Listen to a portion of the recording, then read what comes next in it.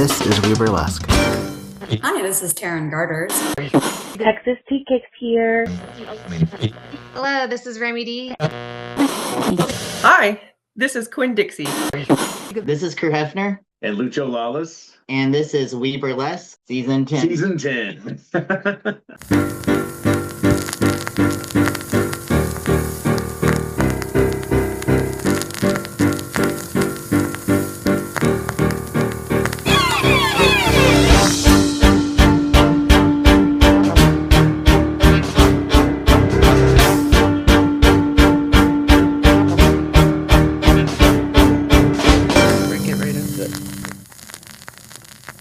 This is WEBurlesque, the podcast, and I am your host, Viktor Devonne. And through the miracle of fiber optics, I get to talk to nightlife individuals in the field of drag, burlesque, cabaret, and today is no exception. I have the individual that everybody wants to be because they are the showgirl themselves, Aquarius Moon. Hello, hello. Hi. Hi. Does, in fact, everybody want to be a showgirl? I don't know. I think maybe. I like After to all that, can you so imagine if you were so. like, no, not really? I would hope to think. So this has sort of been hovering for how long has the expression everybody wants to be a showgirl been a thing for you? You know, I hate to credit Taylor, but I have to say, I think it was like born like last October during the Life of the Okay. Showgirl launch, like right before when she first launched, announced it and started moving online. And then the actual manifestation of it becoming an exhibit started this February. And yeah, and now it's just spiraling. So where did you get the idea to document history and to have that be part of your storyline as a performer too? Yeah, well, I ended up in burlesque because I lost one of my dream jobs at a very large fitness startup that was getting venture capital backing, and I was running a studio in DC. I was trying to before that, I was trying to be a Cowboys cheerleader, but before that life, my whole background's in education policy and advocacy. So I've worked on things like paid family leave, anti-racism policies. So like my truest passion is in education and advocacy and policy reform. Okay. So my soul has always I used to teach U.S. history as a sixth grade teacher. So my background really is in history. My performance background in burlesque, I still consider myself a baby. Okay. This November will be 4 years. So I it really kind of just like manifested from me kind of yapping online about wanting to see working class burlesque performers get the same respect and recognition as the commercial stars we see often wearing the costume of burlesque. Yeah. And I think I use the word showgirl satirically. I never use it as a gender marker or something that says like you're a Jubilee showgirl from Vegas or from Paris, from La Follies. It's more Hmm. just the idea that the average person really hyper focused on in the United States, in North America, they think of Christina Aguilera burlesque or they think of Moulin Rouge or Crazy Horse, and they don't necessarily they don't connect the history between all of the groups and the solidarity we have between, again, being working class performers. Hmm. Well, I mean, even in the theatrical versions, like your Gypsy, or I mean cabaret also to an extent, although obviously that is a slightly different art form.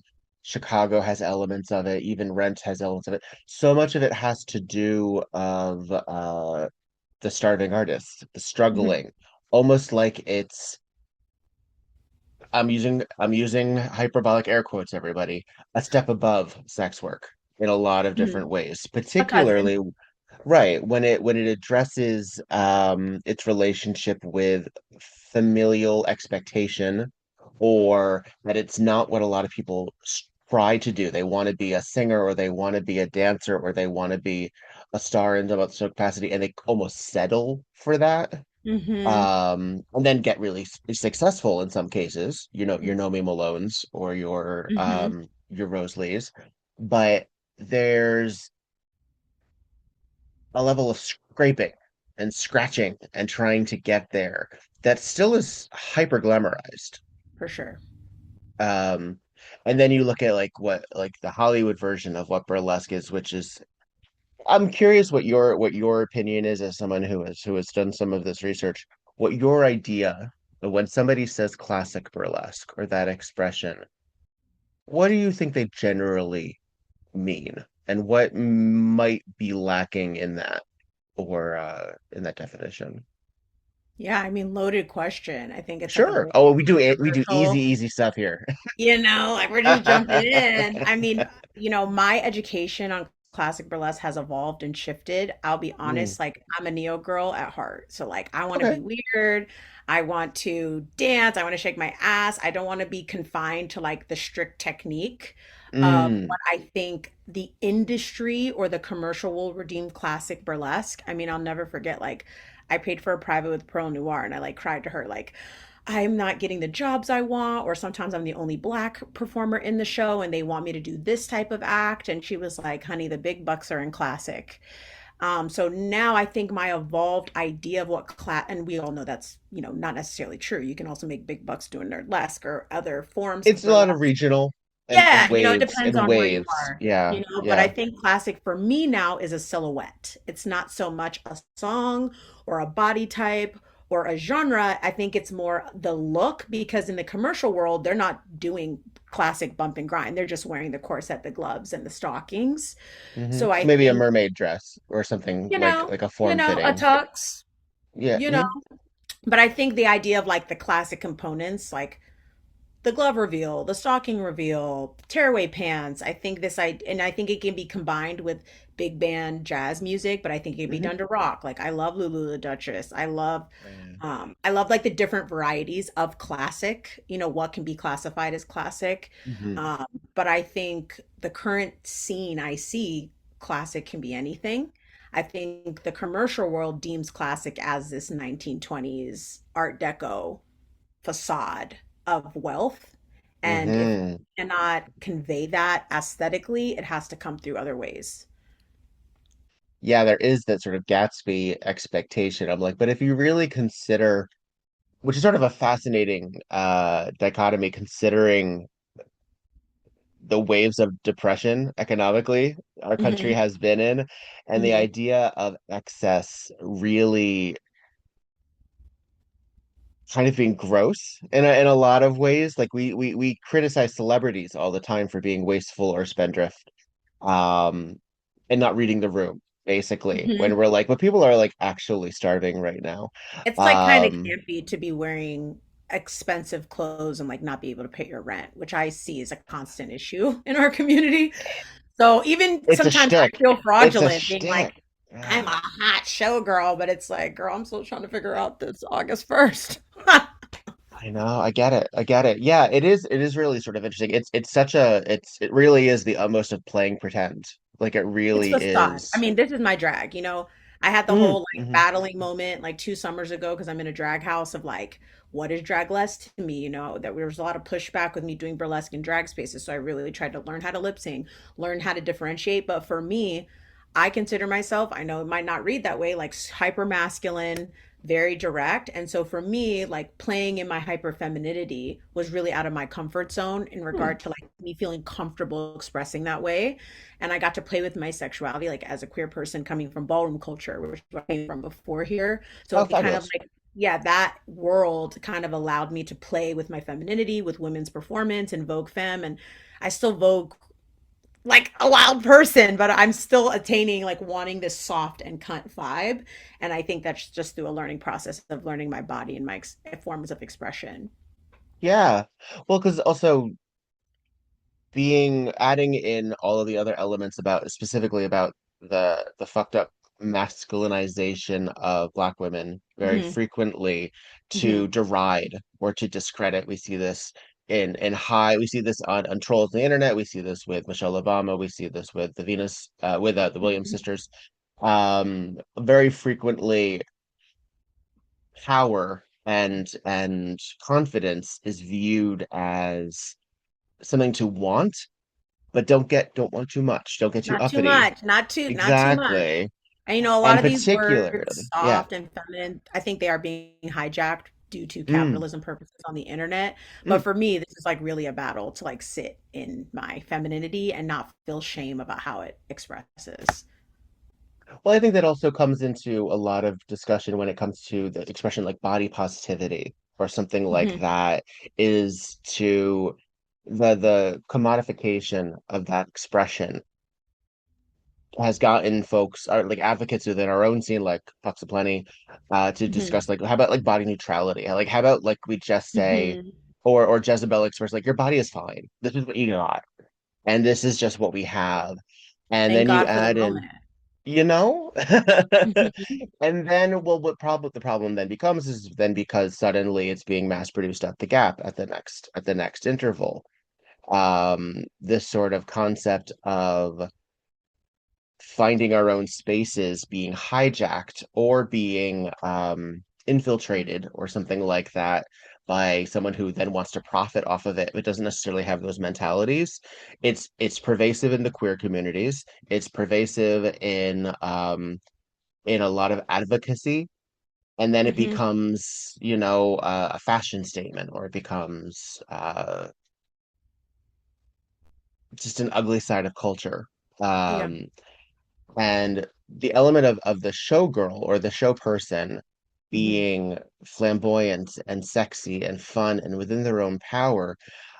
I've said on this pod many a time, and I will continue saying it until it's no longer true, that burlesque is the last vestige in the entertainment arts that doesn't have an outside force telling you what we should be doing.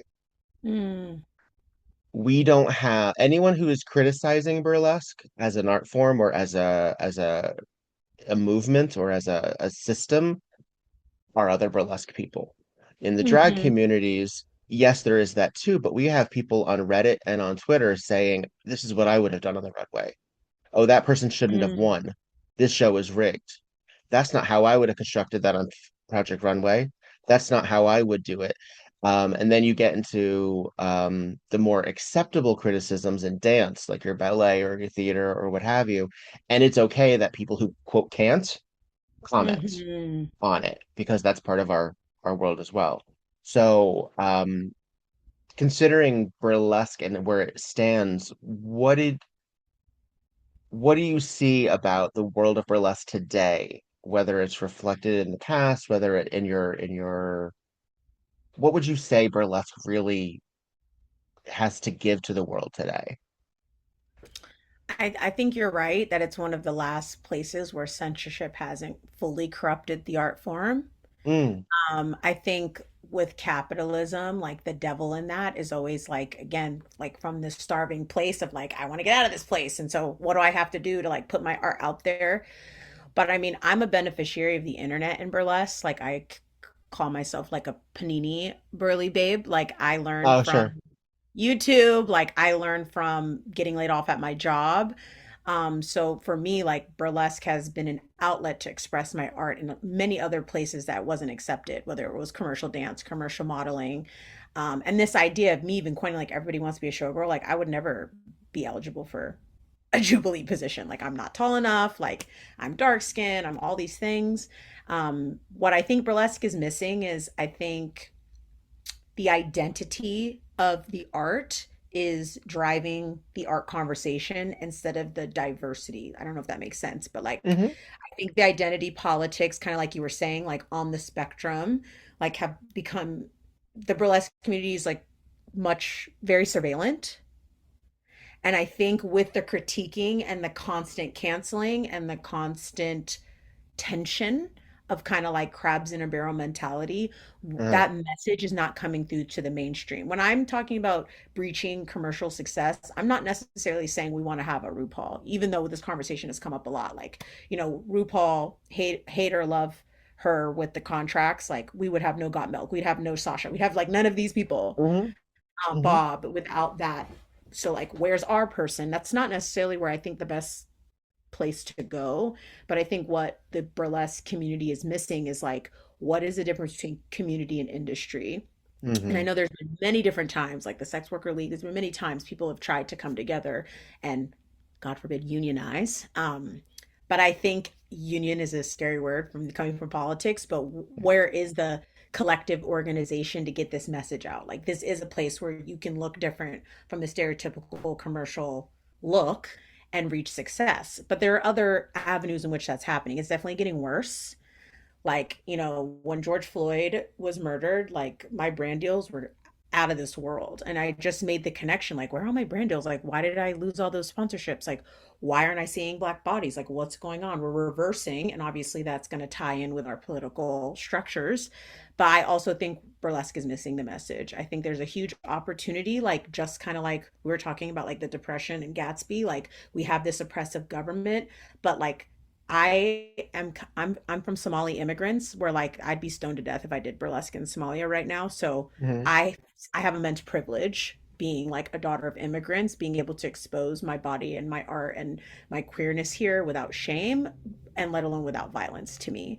And I think if the people doing this art form really truly on a global stage understood, much like with homophobia, like, like if you're gay in Saudi Arabia, like it's lights out.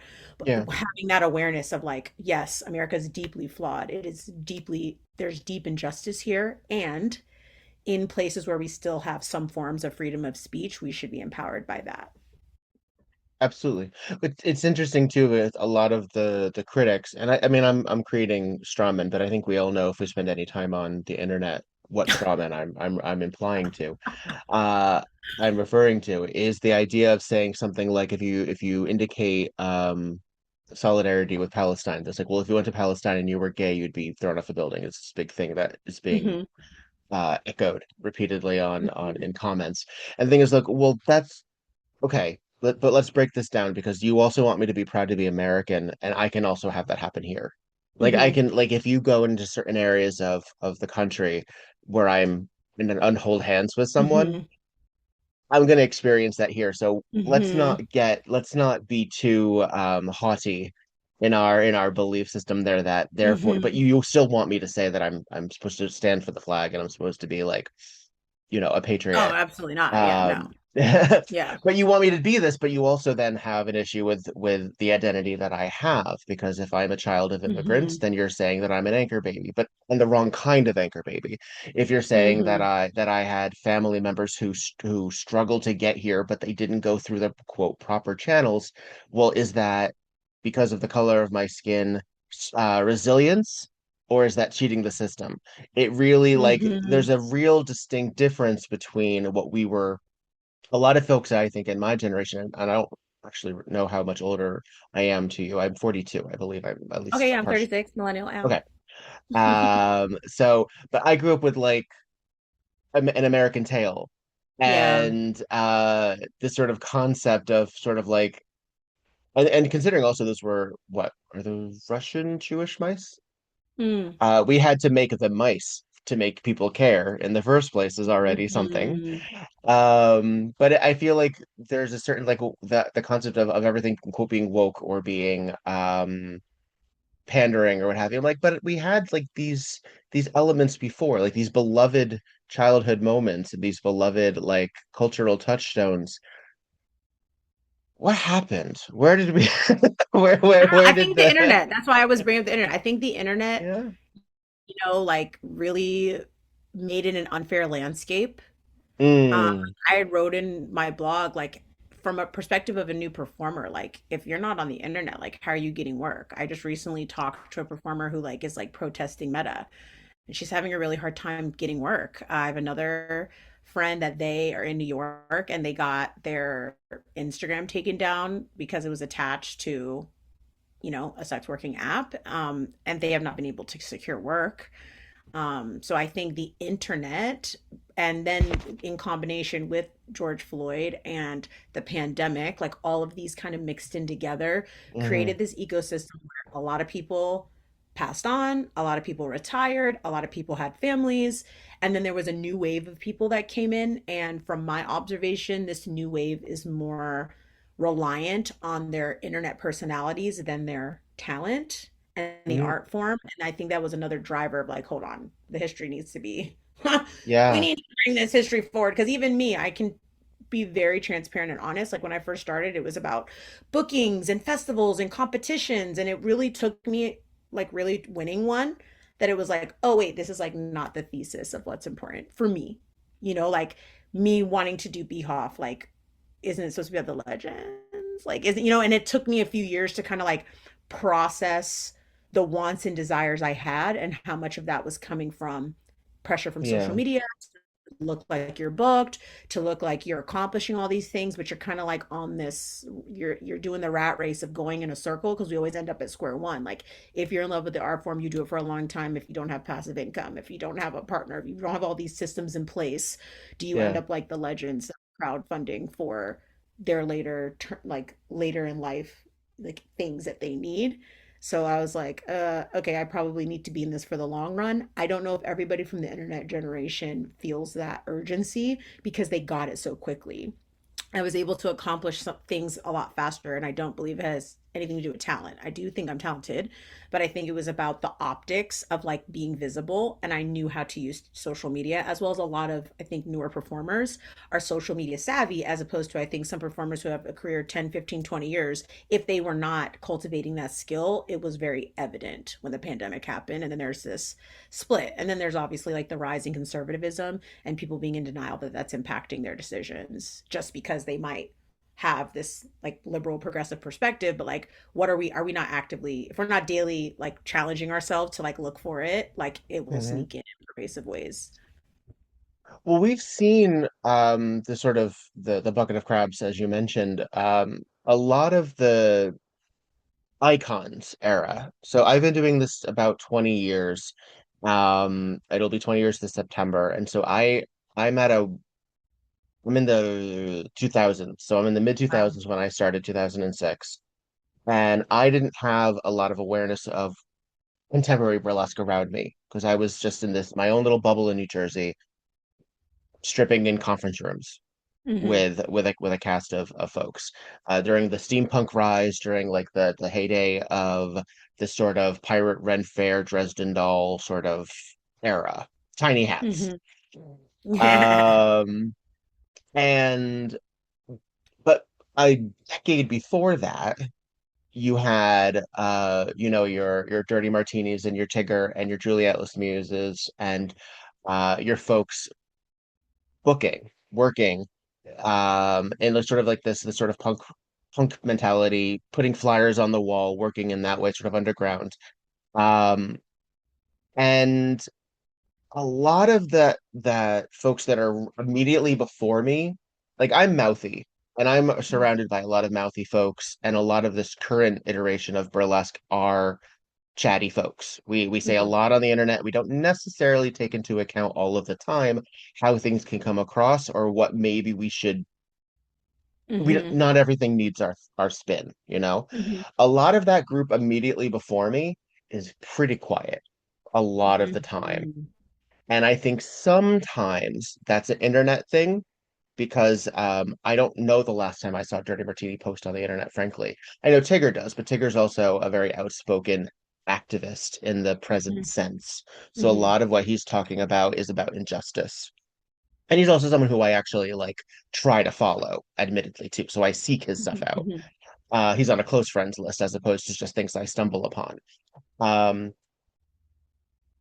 and while I know that a lot of us look to the legends as examples, there's this middle ground that I think is sort of amorphous. And every once in a while, someone would like they'll get press, in our circles, I'll consider it press. We have no. Can you imagine if we had TMZ? Yeah. Can you again? You can start it. Uh, I mean, to some degree, I mean, we see this with the Drag Race girls too. Like they go on the Kelly Manos show, or they go on Delta Work, and they say something, and then it just lives on Reddit for like 3 weeks, and then it moves into the Mm-hmm. next cycle. We don't have anything really like that. We've had our, and I'll say their names Moments. because they're the ones who said it. We've had our Trixie Littles who have posted Right. manifestos. We have had our Medianoches who have commented on the state of things. And we have our matte finishes and Bella Sins who, when they go Instagram live or post something, we go, okay, so where is this going? Like, Mm. what are we gearing up for? Um, it's insular, another word that I like to use on the pod. Hey, Quinn Dixie, I know you're listening. I said Hey, insular. Quinn. Um, she called me out on, not called me out, but she acknowledged the fact. It's like, oh, you said insular, you said it in front of me. Like, oh yeah, I did. It's a catchphrase. But I think that is there a responsibility? I guess what I've been talking for a long time here, and I haven't actually proposed a question. Do you think there is a responsibility I just of speak here. our four parents? Yeah, so this came out, the second exhibit stop was Minneapolis. So this actually came up with Foxy Tan because we had like a whole section on Foxy. And who are the next up and coming legends? So in ballroom, we have rules. Yes. Okay? Like you can't be a legend or an icon or a statement like unless you've done things. And Yes. it's not just win. You can't just win. You have to give back to the community. You have to have hosted events. You've had to run fundraisers. You have to be advocating. Like even in something as, and I would argue that ballroom has surpassed burlesque in terms of the commercial seal. Like there are shows about it. Like I heard Oh, Pose is coming absolutely. back for the final season. You know what I Absolutely. mean? In our Cast culture, in Angelical our Ball. language. Yeah, we'll talk about Cathedral Ball maybe later, but like I think even though it's closing, like we're there. You know what I mean? Like we're gonna For push sure. past. But I think the biggest thing is this procession of like, what do you need to do to be recognized by the community? And a lot of that, like I'll just speak from the ballroom scene. I have a lot of girlfriends that stayed the ballroom track and I went the burlesque track, and they're being deemed as legends now.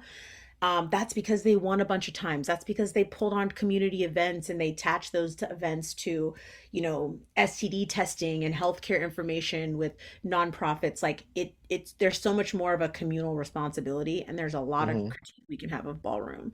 But I really wish burlesque had more of again an emphasis on this public responsibility. I personally think like I'm creating an installation now that will debut in Davenport for the fourth installation, which is what makes a legend. And it's just going to be a community installation where people can write and post it.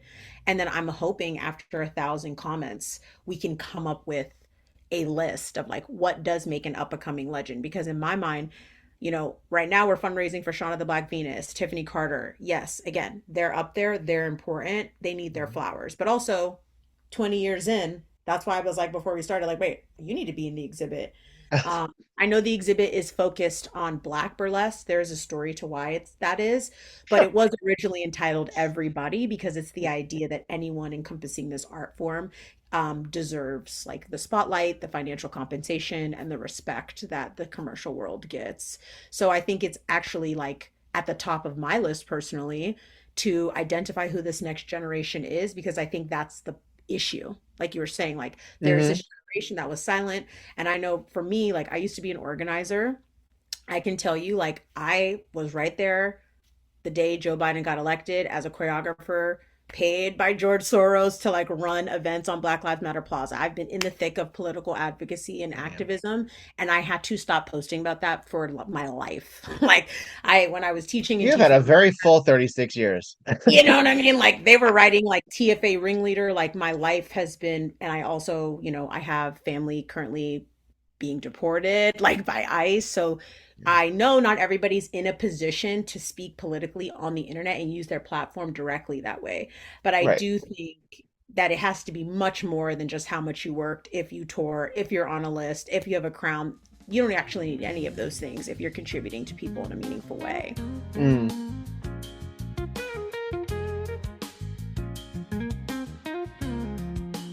Hi, this is Viktor Devonne, and you're listening to WEBurlesque, the podcast, and I love you for it. I gotta tell you, this is still one of my very favorite things to do. I'm very happy, very proud, very honored that people download this and listen to me and a bunch of folks talk about why we love what we do. It's really great. It really, really is. And I want to give a special love to the patrons on patreon.com. Give it up for Melody, Devin, JaCourtney, Clara, Dottie, Charlotte, Luna, Goosey, Roxy, Faye, Tiffany, Jimmy, Curly Bright, Oliver, Sebastian, Alex, Bo, and Stormageddon. I had to take a breath there, people. It's really lovely. It really is really, really, really lovely. I think it's so difficult to dedicate time and make shit happen, but I'm working on it. I'm trying. Goodness gracious. Please know that you mean the world to me. And if you would like to support me in any other way that is not money, please follow, like, subscribe, share, comment, do those things, and I won't charge you for it. It'll get me further out there, and more importantly, it'll get these people that I bring onto this show further out there as well. So, mwah, be well, darlings.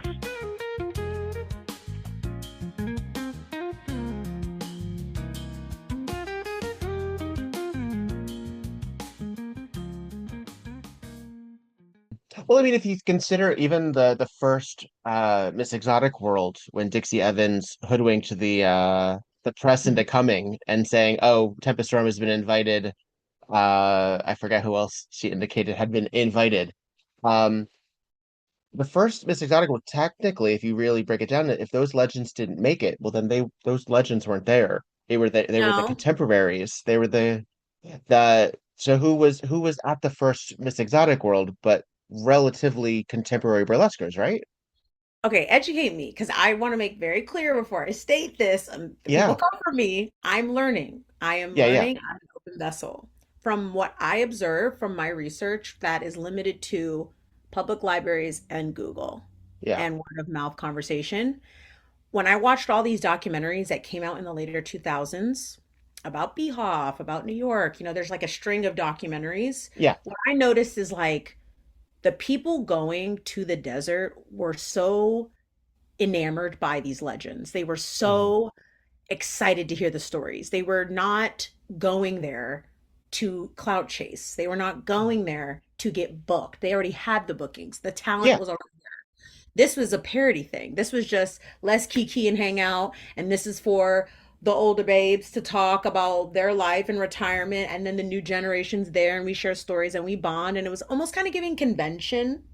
If I Mm-hmm. think it stayed on task, it could Mm-hmm. have stayed more like a Burley Con, which is controversial in itself. But I think the real dismissal I see right now is like most of my peers only care about Miss Exotic World, the crown. Right. The I pageantry. don't, we say we care about legends, we Uh, repost, but when it comes to the fiscal like division of like assets, when I look at mhm. who's getting money, who's needing crowdfunding, like I think there's $30 in Shauna's like fundraiser thing right now Mhm. for us. And I know Burley Cares has also been fundraising for her, but I'm just giving an example of like what I see is when Beehaw first started, the Michelle Amours, the Dirty Martini, like they were flying out there, Desiree Demore, like they were out there because it was bringing them joy. And I think now Yeah. people are now going because they want the crown. And then unfortunately, I think that crown is such a letdown from my interviews with Miss Exotic Worlds that I think Mm. it actually makes people go manic a lot of the times. And they stop getting work. And then now we've got this whole lineage of Miss Exotic Worlds who are either upset or they're not working, or to me, Mm. it's just incredible talent gone down the drain because as a collective, we've missed the message. We've just missed it. Well, It's about the yeah. taming ground from my lens of what people care about. I think sometimes, and this is not to discredit anyone who has ever been bestowed that title, because I am of the I don't enjoy when someone who wins something or is bestowed a title that people get mad at the person who got the title. If you want to be mad at someone, and let's address what you're mad at really, because sometimes you're Mhm. mad at systematic things, and that's okay. That's Okay. understandable. You Right. know what? Fight the power. Yeah. But if you're just mad that your favorite didn't win, or you're mad that this seemed like a political statement, or this or a like a statement win, or a oh she should have like an Oscar win when somebody wins for something, they're like they should have won 5 years ago. This was a Yeah. compensation, that kind of thing. Um, the idea of getting mad at the person getting the trophy, I think, is sometimes a little silly. I think it's like And they they do didn't it almost ask. every year, and I think it eats the industry inside out. Yeah. I mean, Um, it's one of the only credible institutions. The only reason why the first venue, DuPont Underground, which was 15 square feet, donated to me, which would have cost thousands of dollars, the only reason why they signed that insurance contract was because of my partnership with Beehoff. Because in DC, in the institutional world, in the political world, BHOF has much more weight than 99% of the rest of the industry in regard to these institutions, regardless of who's Hmm. president, regardless of what side the political spectrum's on at the moment. That respect of institutions, again, we can go back to colonialism and misogyny. I'm not supporting the system. I'm just acknowledging the frame we're in. Like, what container are we in? We're in capitalism run by the government. The government values 501c3s, and this happens to be the one that's almost serving as like a union, a competition, a legends fundraiser. It's like a A history preservation. reunion, all of these It's our things. Yeah. union, basically. And I don't think we're operating as such. And Yeah. so we're just going to constantly have this disconnect. But to the commercial world, BHOF is kind of like the only thing that I see being taken seriously from institutional and funding perspectives. I But mean, I even then, don't we're not seeing them on Good Morning know. America. Like Yeah, of the course. we're it's and which is such a We fucking see shame Dita. We because see Miss Dita. We love her. She just followed me on but Instagram, even but but even Dita and I have to admit I've never met Dita. I've been in her presence once in a theatrical uh element, but she doesn't when she's on something like Good Morning America, if in fact she is, because I remember seeing her on Wendy Williams. I remember seeing her on some late night. Um, they would mention burlesque in sort of like a passing situation, but we still have to go through the ex-husband. We still have to go through the fact that she doesn't own pajamas, or not pajamas. She doesn't own jeans, something like that. what she's We wearing still to the have to grocery store. go. Yeah. The We still capris. have to go through her waist. And we still have to go through like maybe her skincare or her lingerie or something like that. We don't really talk about her as an artist or her even really her as an entertainer or what draws her to it or why it's exciting. Hmm. Um, The because a lot glamour. of that, yeah, we don't talk about anything beyond a lot of fairly superficial stuff and her proximity to superficial stuff, frankly. Hmm. Hmm. Um, and I think still a lot of people, she's famous, but I don't know if everyone knows what she does. You know what I mean? Like Definitely not. yeah. Because if I mean, generally speaking, I find that if I'm saying that I'm a burlesque performer, a lot of people are like, "Oh, that's really cool. What does that mean?" Right. A lot of that, which is and it's such a shame, really, because we've had Lulu and Samson and Honeybee and Jezebel and now Jin, who are all such capable speakers on the topic. And spokespeople, right. I would love to see them break it down on something like that because or get I don't even this is Like, I a think an it is an upsell, but ecosystem. That's why I really value what you do. Like, you are one of the only like standing like media outlets we have. mm, So I ask I literally have these conversations with my friends like all the time, and sometimes I really do question my mental health about it. Like, what is it that people are not wanting it and a look into this world. I mean, we have documentary, we, like you said, we have all these things, but it's mm, never really punched through. And I think it's a combination of like, one, like, if the rest of the world really knew this art form was as freeing and healing as it has been for many of us, I think that would mm, counter a lot of the war and violence running the planet. I think too, it's rooted in a feminine and queer art form. And therefore, if those are the people like leading this art form, or if there's reverence to these groups, like to who we are, like that goes against like the white male patriotic like message. And then like the last thing is I truly believe that people hold so much shame. The gym I was running before I came into burlesque was all about like a shame-free space. And I taught thousands of people, and to see people like dance without shame is a very truly spiritual experience. mm, Particularly, like, trigger warning, like, I am of a Somali immigrant. I'm the first woman in my family not to have genital mutilation, female genital mutilation. So truly, like, in my family lineage, this is huge. Like, I'm the first person to experience pleasure between my legs. man. So I think like with all of that, it's like we need to dance. And I think burlesque is not necessarily dancing, but it's this freedom of expression that I think threatens the status quo. And so sometimes getting sponsors or audience, it's not even about like people discriminating against us. It's a mirror they can't hold. It's too intense to see Mm. you happy and me happy shaking our bodies without shame, and they can barely like go to the beach and like feel okay. You know what I mean? Yeah, well, because we're not being sold anything Hmm. too. I think that's a big part of it too, is that if you can't sell us our body autonomy, if you can't sell us ways to make us conform, I mean, there's a reason that when I'm asked what makeup I use, for example, because I get a lot of clown white questions because the face, but I use a lot of high pigment eyeshadow. I was like, you got to find Juvia's Place, and you've got to find a lot of black owned businesses because Kimchi is another great example, Hmm. because they will do high pigment, and right now. For the last couple years, Maybelline is dealing in earth tones, and I don't have time for earth tones. I Hmm. just don't. That's not my brand. And when I first started really exploring like NYX eyeshadows, when they had this acid green, that was the first one I got, and I was like, I Dix's love it. foundations.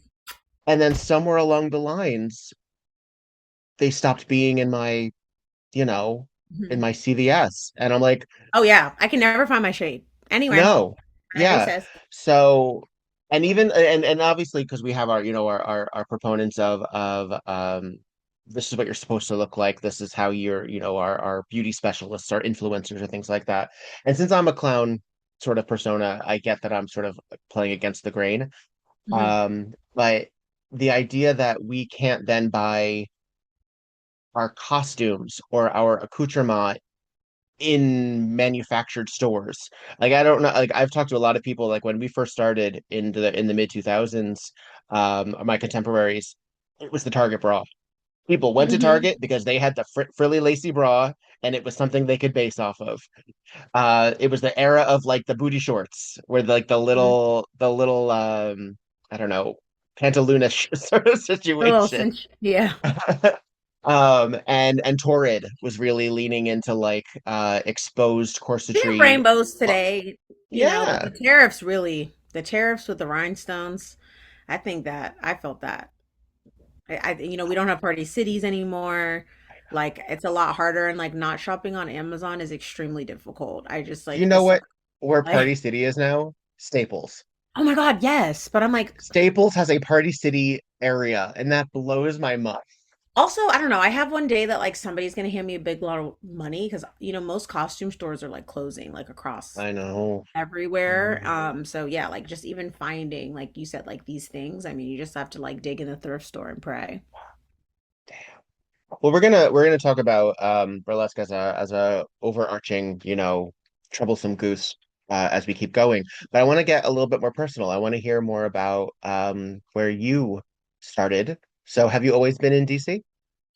Yeah, I live right outside of DC in Maryland. I was born and raised in Rockville, Maryland, and then Okay. by proxy of DC, like my whole world kind of like evolved out of the city, but I'm a suburban girl.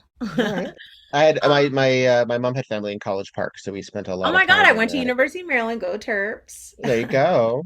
Yeah, my background's in early childhood special education. So in my previous life, I ran track at Maryland and I was like going toward the trajectory of like being a kinesiologist, maybe being a doctor, but I didn't want to do any of that. What? Say that phrase, A that word one more time. kinesiologist, like, Tell me what like that is. working with people's muscles and kind of like a Ah, trainer okay. but my actual degree is in family science because my family has a child care. So, like, I've always been around babies. My sister has Down syndrome. So, like, I've always kind of been doing Special Olympics. So, I thought I was going to go that track, like being a teacher, which I did. I like taught for a little bit. I went to Texas and to Teach for America, tried to be a Cowboys cheerleader while I was there. Ended up on the show, didn't make it, but it's okay. And then I came back to DC for my master's in American, and that's when I kind of went on my political. I got into like politics. I was being kind of groomed to run. I like advised Mayor Bowser. I worked for my state senator. I worked at New America. I worked at a lot of think tanks, lobbying, like I said, for early child education, paid family Yeah. leave, and I did that because the classroom was like very traumatizing for me. I don't identify with having a traumatic childhood. They were definitely like not perfect, but like I had a Yeah. pretty middle income. Like my parents were immigrants. They Same. worked Yeah. full I every once in a while time. I have to think about that. I'm like, you know what? Things were all right. It was fine. Like I was raised by the TV. Like I guess worse things could have happened, but I really didn't experience like poverty and trauma till I started teaching in Dallas. And that like really made me sick. And so then I moved back to get my master's, and then I've been here ever since. And burlesque kind of fell into my lap because like honestly I needed money and I wanted to dance, and I had kind of failed in other areas. Like I tried to do the pro cheer thing and I made a bunch of different prep teams. I never made it. I had a commercial agent, which I still have, but she's not very happy with me right now, but I struggle with that. I don't get most bookings because I'm still too short. I'm considered athletic build, so I don't, I'm being compared to like 5'9" Sudanese dark skin, like gorgeous people, which is cool. Um, and then like I've always kind of had this like tie to the disability community because that's always kind of been what I've done on the side, whether work with my sister or her teammates. So yeah, I kind of do a little mixing of advocacy, and then I went working for myself fully like in 2020, which was a combination of like performing, and then I still to this day do like nonprofit consulting and advocacy. And then like as like things come up, particularly like when big things come up, whether it was like the big major moments were like 2020, usually during election cycles. I sat out after 2016. Like I really like was like I'm going to transition more to like arts activism. So I did Hmm. a lot of like during the pandemic for like a vaccine campaign, we like rushed Constitution Avenue, and I did a lot of organized protesting. Yeah. You see, so that's I like to say it's like corporate. Yeah. um, so like I would oftentimes get paid to put on political activism campaigns, like get your attention on like what the Democratic Party was doing or what this healthcare bill was doing. We would like dance to Kendrick Lamar in front of the Supreme Court to like get NPR and the news to, pay attention to the news case that was going on. So Sure. DC is a very interesting place. It's a transient place. Obviously used to be Chocolate City, and no, it's kind of losing that essence. But the burlesque scene is quite interesting here. Obviously, it's where I started, and I have much gratitude for that. But there's a lot of non-unity because I think it's a transient city, and therefore I think a lot of the burlesque is a lot of the producers that produce now are like lawyers or engineers or like they're well-to-do and they do this for fun, which is totally cool. But then we get into like the economics of working performers versus performers that like have a partner, a 50, a Hmm. 401k, and Hmm. all that. But DC is a beautiful place. I love it. I'm spending a lot more time in Baltimore now, but yeah, I live kind of in between the two of them. It's interesting. You mentioned the sort of what we would refer to sometimes as hobbyist burlesque. Then is the folks who do it for fun. And in theory, aren't we supposed to all be doing this for fun? Yeah. But the ones who don't depend on it as a major source of income, because again, we have to commodify every interest that we have. If you enjoy sewing, I hope you're making costumes for other people. If you enjoy painting, I hope you're selling your I hope paintings. you If you, start I hope you have an painting. Etsy store. Yeah, exactly. That's a And then you good, burn that's, the. I'm gonna say that the next time somebody's like, I should do this. I'm like, should you? You want to burn the fuck out? Let's see. Let's find out.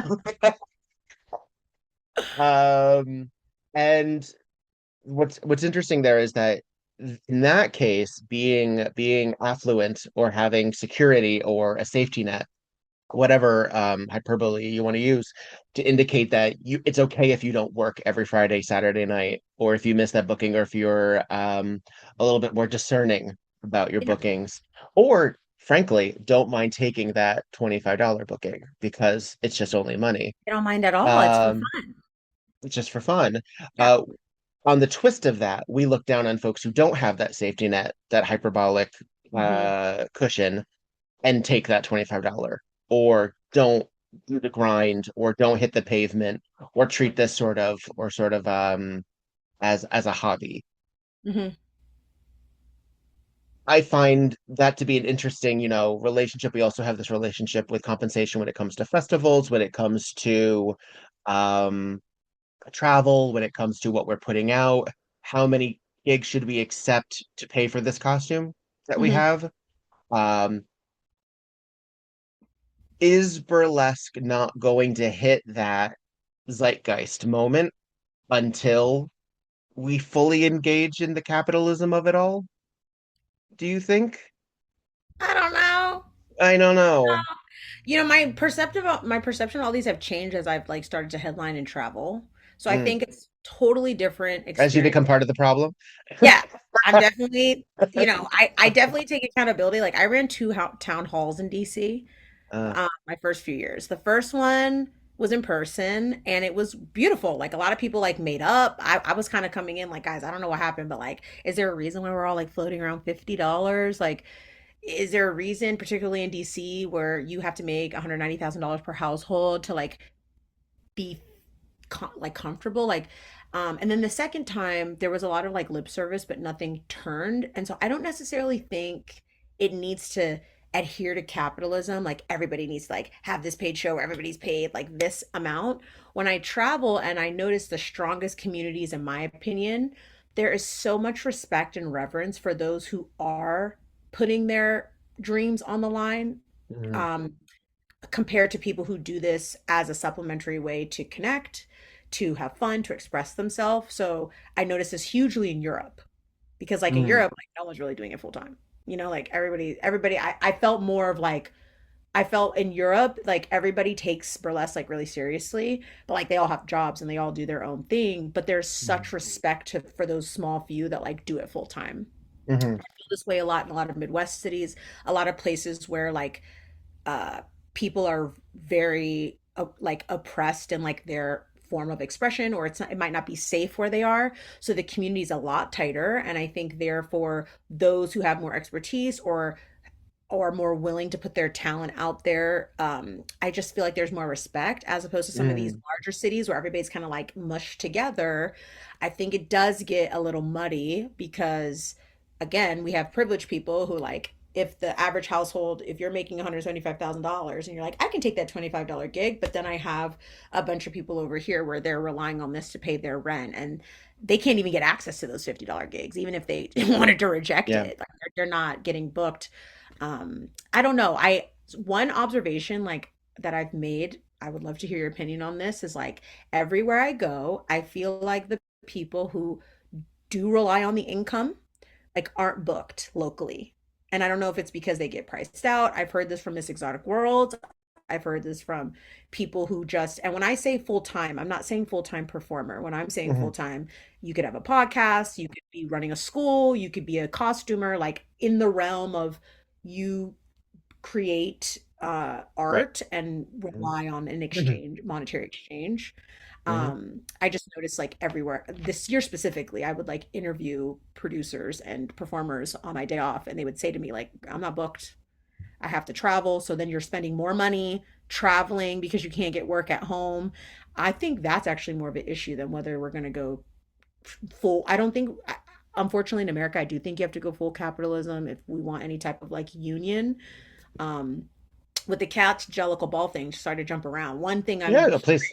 about the reason why they're not breaking even is because it's a large cast, and that cast is not just the bodies on stage, it's the physical True. therapist that's required, it's the union breaks that the costumers need when they're on set for however many hours. So because they have pushed for this unionization and everybody's getting that baseline, well, now the production costs are up. So even if they sell out at 90% occupancy, they haven't broken even because the costs are so high. So I feel like that's a really good lesson that I'm going to Mhm. like follow, is like, okay, this is like this magical piece of art.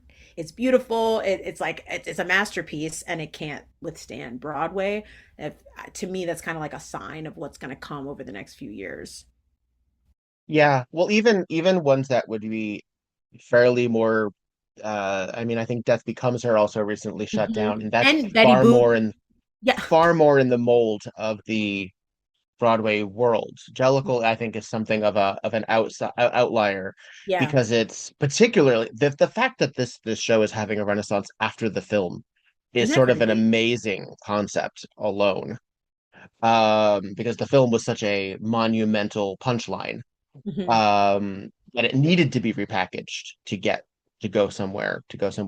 Um, and again, sort of lapping onto the the kind of legendary uh the the TV show sort of era, the Hmm. panel discussion of I mean Madonna used it in Celebration when she did Vogue with the signs.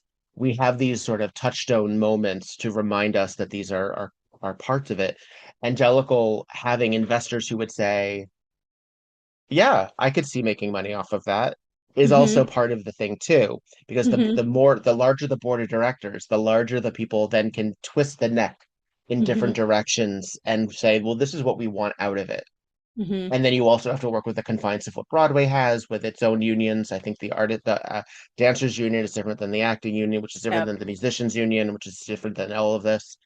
Um, and But not to me, their necessarily does. core like constraints are with Mm, the unionization of the rates because in order for them to have this budget, I hmm don't think it's necessarily about is the art good or not, which I mm, oftentimes feel like in burlesque, we're having so many arguments about whether the art's good or not. That's not even the issue right now. The issue is like, can people do this sustainably? Because even back in the day for my records, like they were mm. making way more money back in the day. Obviously there were different, there were different circuits and there were different theater, they didn't And have the internet. agents, for one Yeah, they thing. had agents. They didn't have Yeah. social media. They didn't have OnlyFans and all these things, but They would get press. They would get, even if it was like page six, it was still like it was something. notoriety. Notoriety. I But think then we're again, I just think we're eating each other down. So like before we can even get there, we pull the person down before we can even before they can even cross the finish line. Like I'm really proud of like mhm, Jezebel Thunder. I think she's done a mm, great job like going on podcasts, making herself yeah, accessible on social media and like being one bound with one band, one sound. Like burlesque is yeah. great. You should explore it. You should hear what it is. And even it shouldn't matter whether the person's like a hobbyist or not. I think it's about understanding like what we're up against. Um, Well, because also hobby doesn't mean the same thing it used to mean too. Absolutely not. Um, we are commodifying our hobbies. We do have the Etsy store if that's your thing that you like. We expect you to go to the farmer's market if you have a tomato garden. Like there's a certain element of if you develop something that has a product or an Hmm. outcome or something that's finished when you're done, well, Hmm. then what do you do with it? And even now, our conversation will be turned into an MP3 Hmm. that will then go out. And in theory, if I had the wherewithal, I would be able to knock on doors and say, see, this is why this is valid. Invest Hmm. in this. Hmm. Invest in this, but don't ask for anything. Please don't I ask think that's the key. anything. Other people's money. There's a black billionaire. I forgot his name, Michael, but he's really into pushing that venture capital allow people play money because they've allowed Mm, all these white men in like Silicon Valley to like have no penalty with their experimentation. So I'm personally like on the hunt for like billionaires that are just like you said, God bless you, like thank you. handing you money or sponsorship without like politically combining you or Yeah. without editing or censoring like your essence and just allowing you to occupy space as is with their money. Yeah. Well, I was talking to Pucks about this, because Silver Tusk Awards is going I'm asking for partners and sponsors in a more direct way than I ever had before. And I'm actually asking, and I was like, the idea of my bread and butter has always been other burlesquers because that's who I talk to, that's who I hang out with. And when I did Rocky Horror, all of the people that I talked to were other Rocky Horror people. When I was doing community theater, those were all the people that I hung out with. So in burlesque, what's really interesting is that we all have something else in addition to being in burlesque that we also talk about. Like we have everybody from, retail to neuroscience. Um, and the idea that, and again, a lot of us are also side gigging when it comes to those other things that we do that we then can commodify. We do have people who also sell their classes, also sell their time, also sell their pasties, their glitter, in addition to what they do as entertainers. And the idea of constantly asking other entertainers for their limited resources is a struggle, is a difficult ask at this time. And so I'm like, how do I find people who aren't us? I've spent 20 years only talking to us. Mhm. And Well, it's I difficult. mean, I think you can get sponsors. We could definitely talk about that later because Yeah, I'm yeah, yeah. there with like, am I ethically like should I be asking this pool of people? Now, I Right. think there's arguments to that. Like, if people are, I don't judge how people spend their money, but if you're going to spend a money on an ounce of weed, you can send $5 for like the podcast to Mm. keep running, or for this legend, or for this. Well, that was the uh whole thing of that coffee app, right? For the cost of a coffee. The idea of yeah, like you you know can what I mean. then, Like, yeah. but I also think like the same like constraints. I think again, I'm using Burlesque Hall of Fame as like our union. I'm not like specifically coming for Behoff, but It sounds I've like you always are. thought it was kind No, of I'm kidding. wild I'm that kidding. the competition was just isolated to like mixed exotic world. Mm. Yeah. I'm like, well, why don't we have like fashion designer of the year? Why don't we have photographer of the year? I really like how your awards are like talking about other people in the industry. Because I think we would have such a larger pool of supporters if we would get out of our echo chamber and stop going just like me to you, you to me. Hmm. But this idea of like the entire ecosystem, the stage managers, um, how can we like bring them in, value their art at the same weight we value somebody who wins a title? I think that would help immensely and to open the pool of word of mouth. I think from my background in like entrepreneurship, like burlesque is an incredibly hard product to sell. It's not intuitive. It's not something you can say in 30 seconds. You kind of have to explain it. Then we have to talk about the sex work thing and we have to talk about the nudity thing there's a lot going on.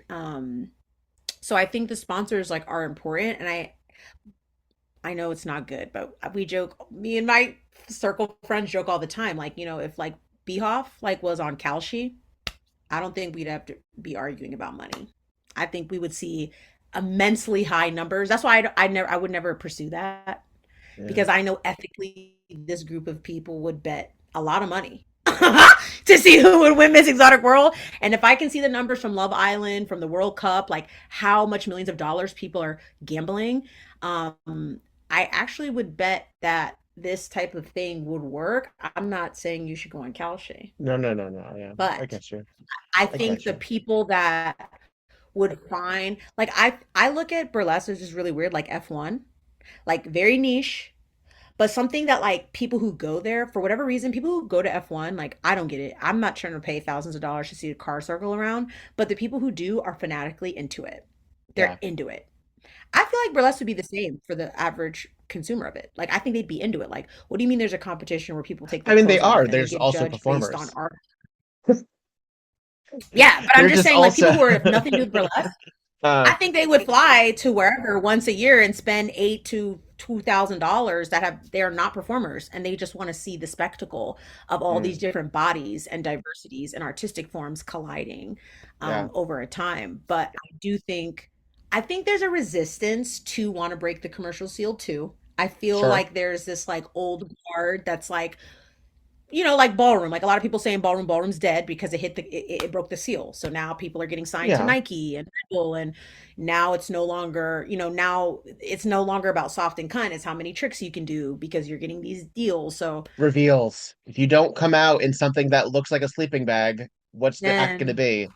you know, but I think the sponsors have to come from outside, and I think it comes from us opening the community up. We love to be like this. I think we need to open it up. Yeah.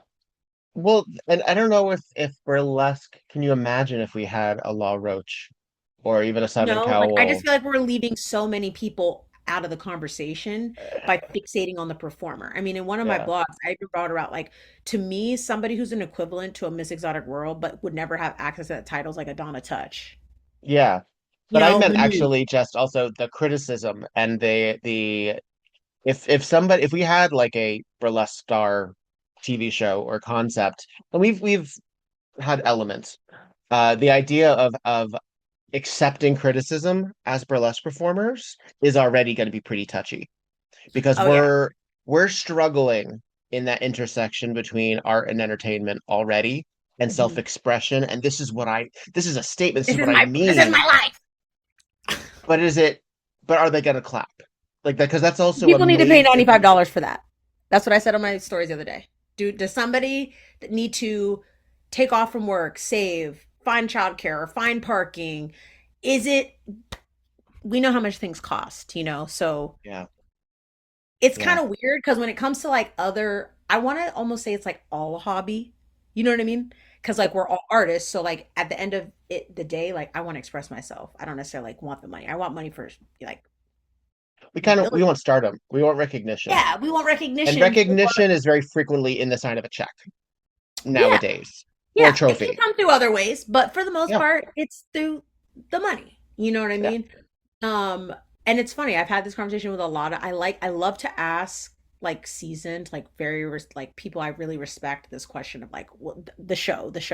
So Yeah. like Lady Josephine's answer was totally different from Michelle Amore. Michelle Amore brought up the whole like we can't critique bodies on camera if it was genuinely like an American Idol RuPaul situation, because that's not what RuPaul's doing. Like RuPaul, it's a game show, but they're not actually critiquing the vessel. And so would this require like that was like Michelle's take to me, and then Lady Josephine's take was like, but what would the appeal be? And I'm like, well, to me, I feel like it would be like Project Runway. Like 1 week you have to make your own costume, next week you got to do a singing strip, next week you got to do Nerdless. Like I feel like that would be that would work. I think it's more about like who would that be? When the Yeah. Summer Walker thing happened where she was like sitting in the poop water when her Yeah. water turned brown. At first I was coming from this thing. I was like, oh, I love it, but she needs to call somebody. But then I found out Donna made the fans.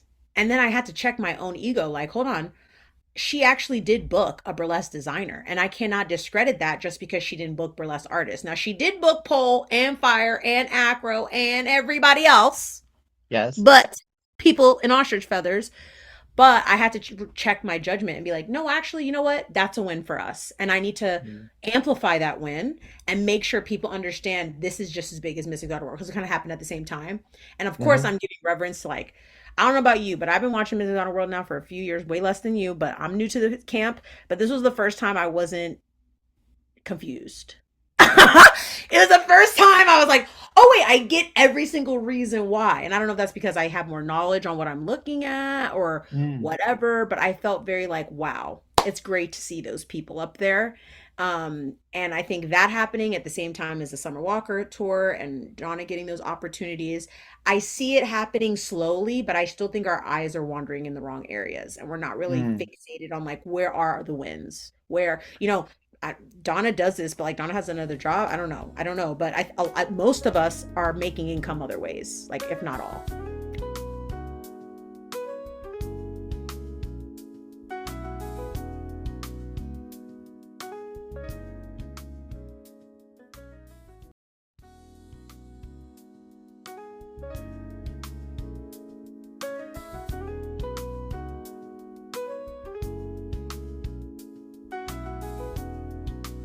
Hey, this is Viktor Devonne, and I like socks. I've always been very open about my appreciation for the fabric that goes on my feet, and I want you to enjoy them too. Please go to footclothes.com, look at the variety of fabulous novelty socks that do not suck, and indulge. You can get 10% off now with the name Viktor Devonne as a promo code. That's VIKTORDEVONNE. Put it all together, no spaces, and enjoy.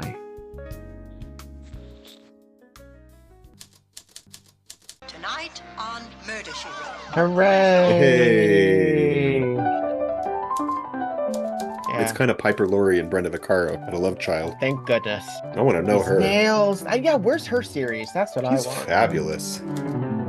The son is Joaquin Phoenix. I know, isn't that nuts? And he is an ugly little kid. I'm sorry.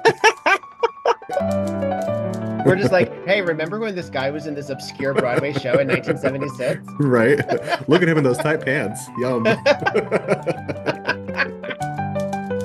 Because there's not But a we lot do really get- going on. It's Yeah. supposed, I mean, unless you're listening to the dialogue, which frankly, audience at home, you can do without us. We're just Yeah, do learning your own about work, some of these damn it. backstory. But Right. Boswell put her up to it. Yeah. And then Trish had to be killed because she realized that Boswell didn't have her interests at heart because Teddy was the inheritor. Yeah. Playing her like a fiddle. Oswell knew it, and Trish just gulped it down like one of those martinis. And then tossed it onto the lawn. And then lost her head. Poor Trish. Trish loses her head. This is Viktor Devonne. And this is Petra Fried And this is Tonight. on Murder, She Wrote.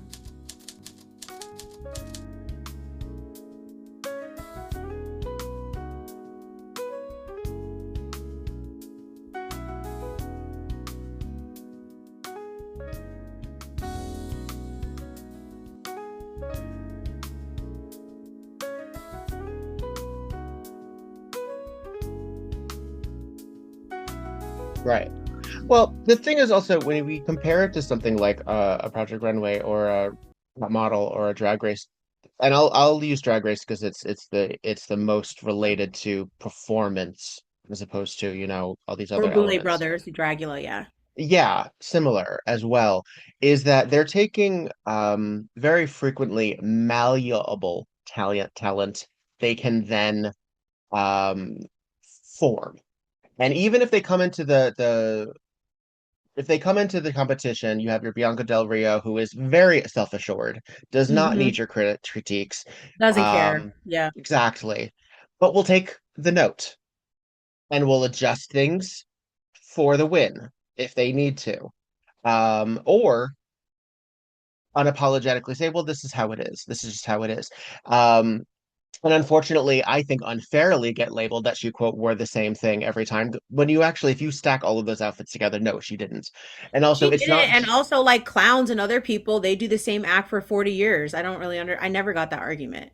the idea of having the hubris of coming into a competition and saying, I am fully formed, this is what I'm giving you, is kind of repugnant to RuPaul With because also that's not what they $30,000 want. of costumes you now have to have that they're recommending you have Yeah. before. Like, I just listened to A&R executive talking about like the delusion of artists today of like wanting stardom before wanting to hit stardom and then want the artist development instead of like the artist development is This what you influencer culture, get yeah. there. Yeah, and so Yeah. like Bianca was like already even like with like a lot of top models, some of these people are already coming in full formed. And we know when it comes to Mhm. television, much like I'm watching Love Island and I'm looking at like what they're There's putting on casting. TV. Yeah, when you're younger, you're more naive, they're easier to craft the story.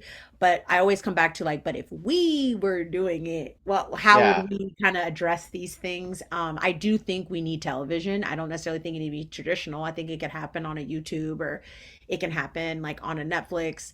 I feel as though a lot of the documentaries, I haven't seen this latest one. It's on my list to see, but most of the burlesque documentaries I've seen are historically based, Mhm. and the next gen is not watching that. So we're gonna No, have to and depending on what you're watching, edutainment like this up. I think if some people, if Exposed, for example, was their first version of burlesque, they would be very confused Yeah. compared to your Christina Aguilera, Mhm.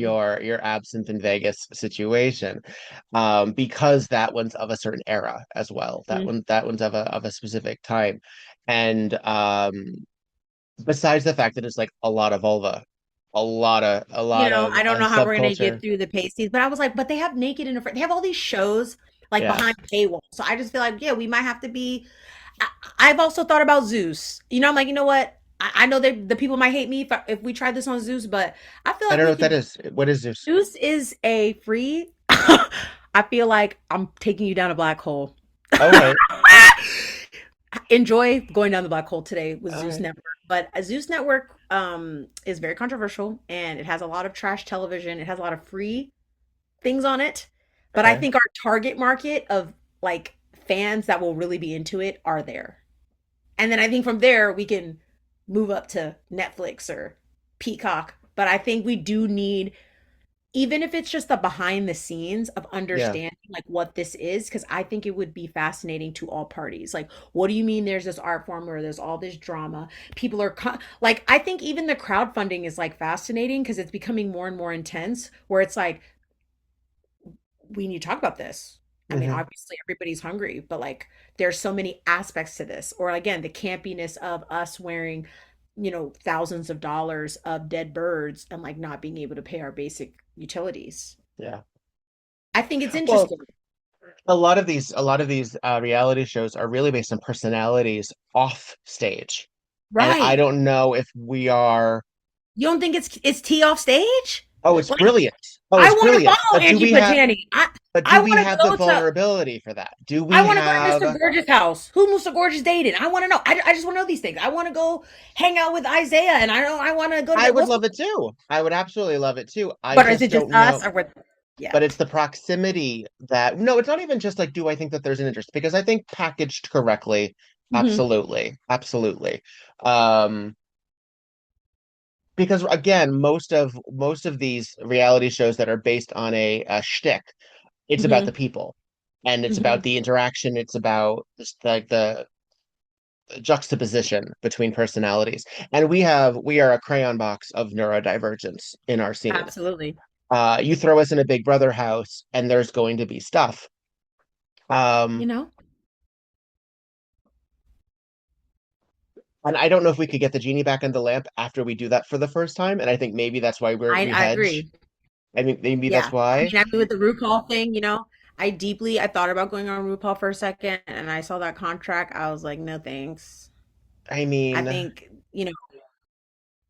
I think it's work for some people. I mean, I yeah, can see like I think what RuPaul has done really well is like open the door, and then people ran from there. And yeah, I have to respect all the universes that came out. Like they say, like Richard Pryor has a universe, Madonna has a universe. Like RuPaul created a universe now that after RuPaul leaves, all of these people now have financial mobility in their personal life due to this franchise. So I can't see why it wouldn't be worth trying. hmm Um, but and all of I think it's unique the characters. I really, think, yeah. Sorry, please, yeah, the reason why I was bringing up Project Runway along with RuPaul is because most of the people I think that would have to get casted on this would have to be connoisseurs in other fields. So you either got to sew down, right.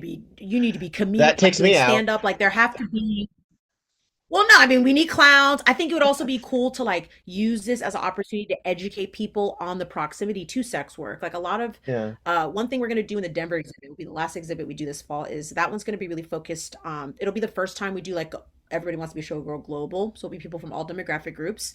And we're really focusing on commerce, sex work, and striptease. So like where is this connection of like money and taking Mm, your clothes off and sex work, because from my research like many people rely on sex work to supplement the burlesque, yes. um, and a lot of sex workers use burlesque as the mask to like make income other ways.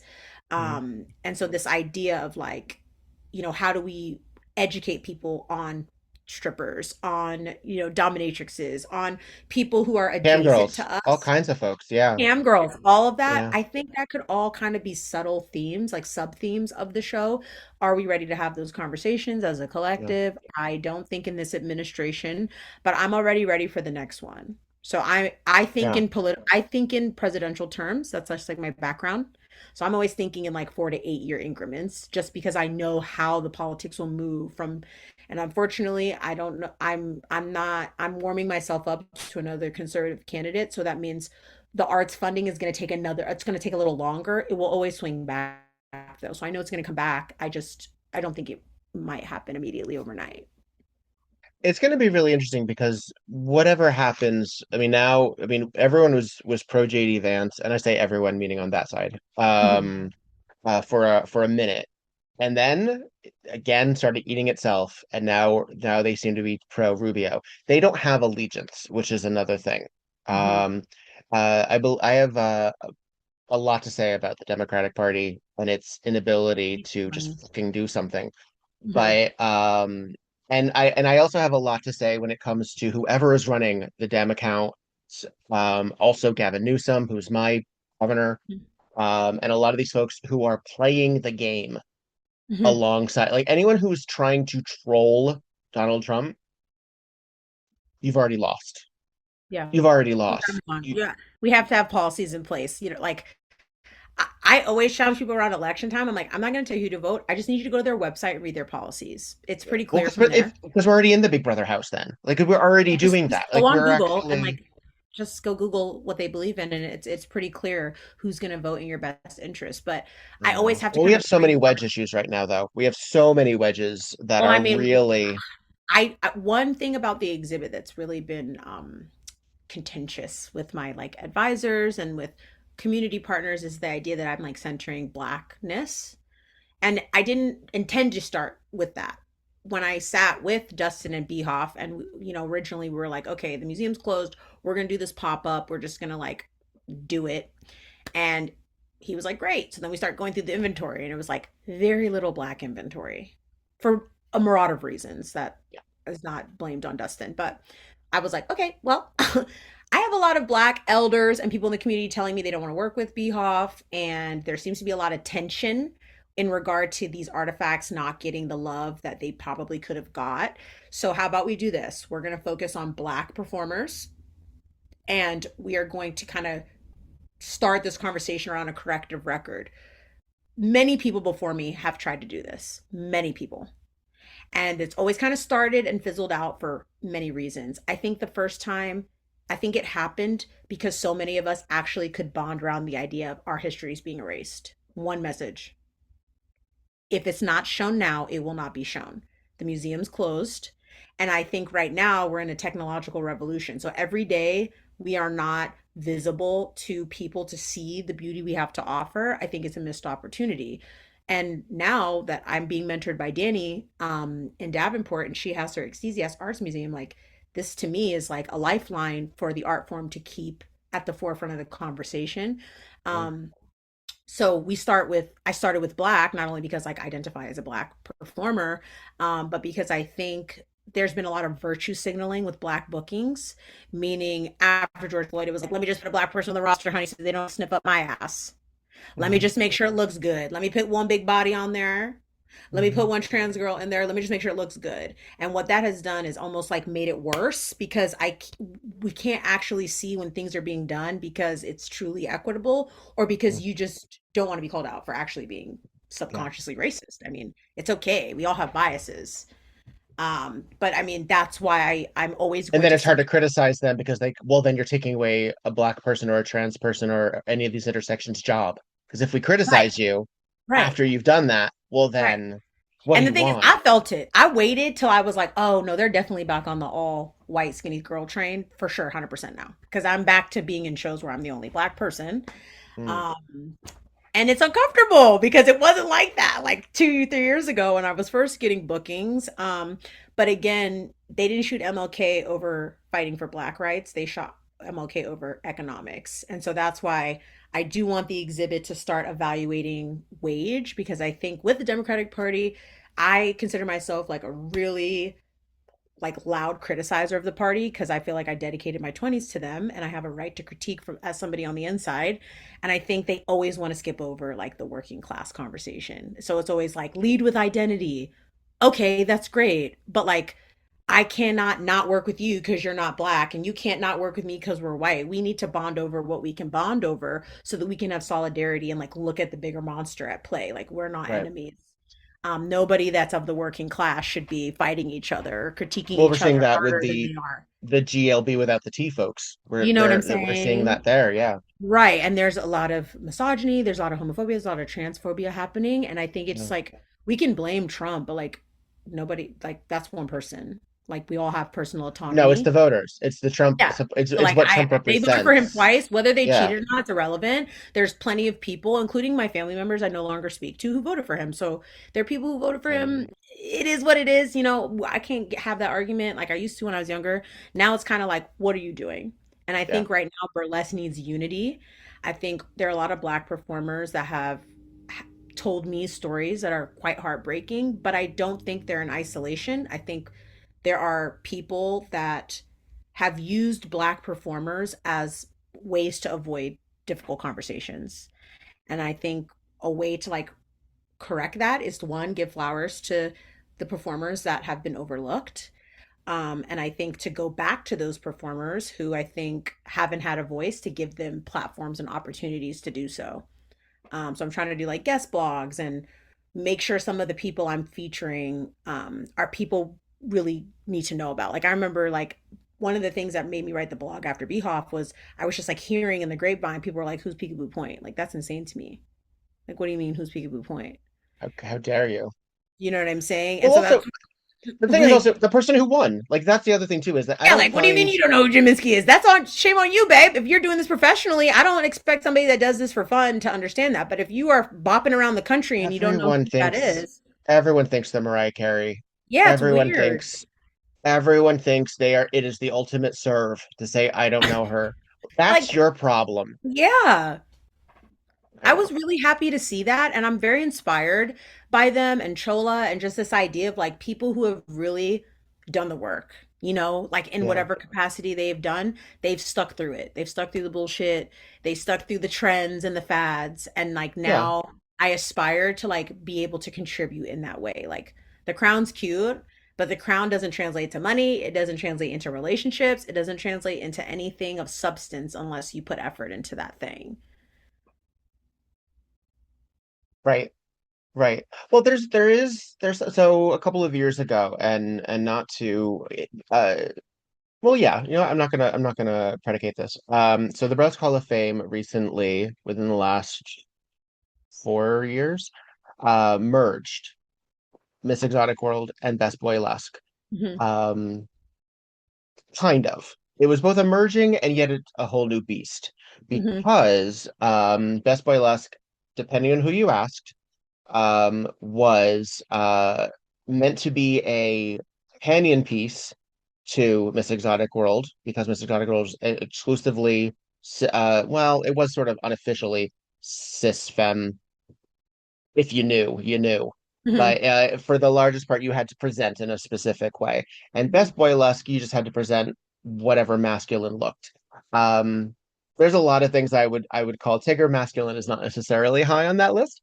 Hmm. And and they're a dear friend, but he was one of the first people who sort of I readjusted my feeling on the word faggot actually. Because he was so like that was his thing, like that's his thing. And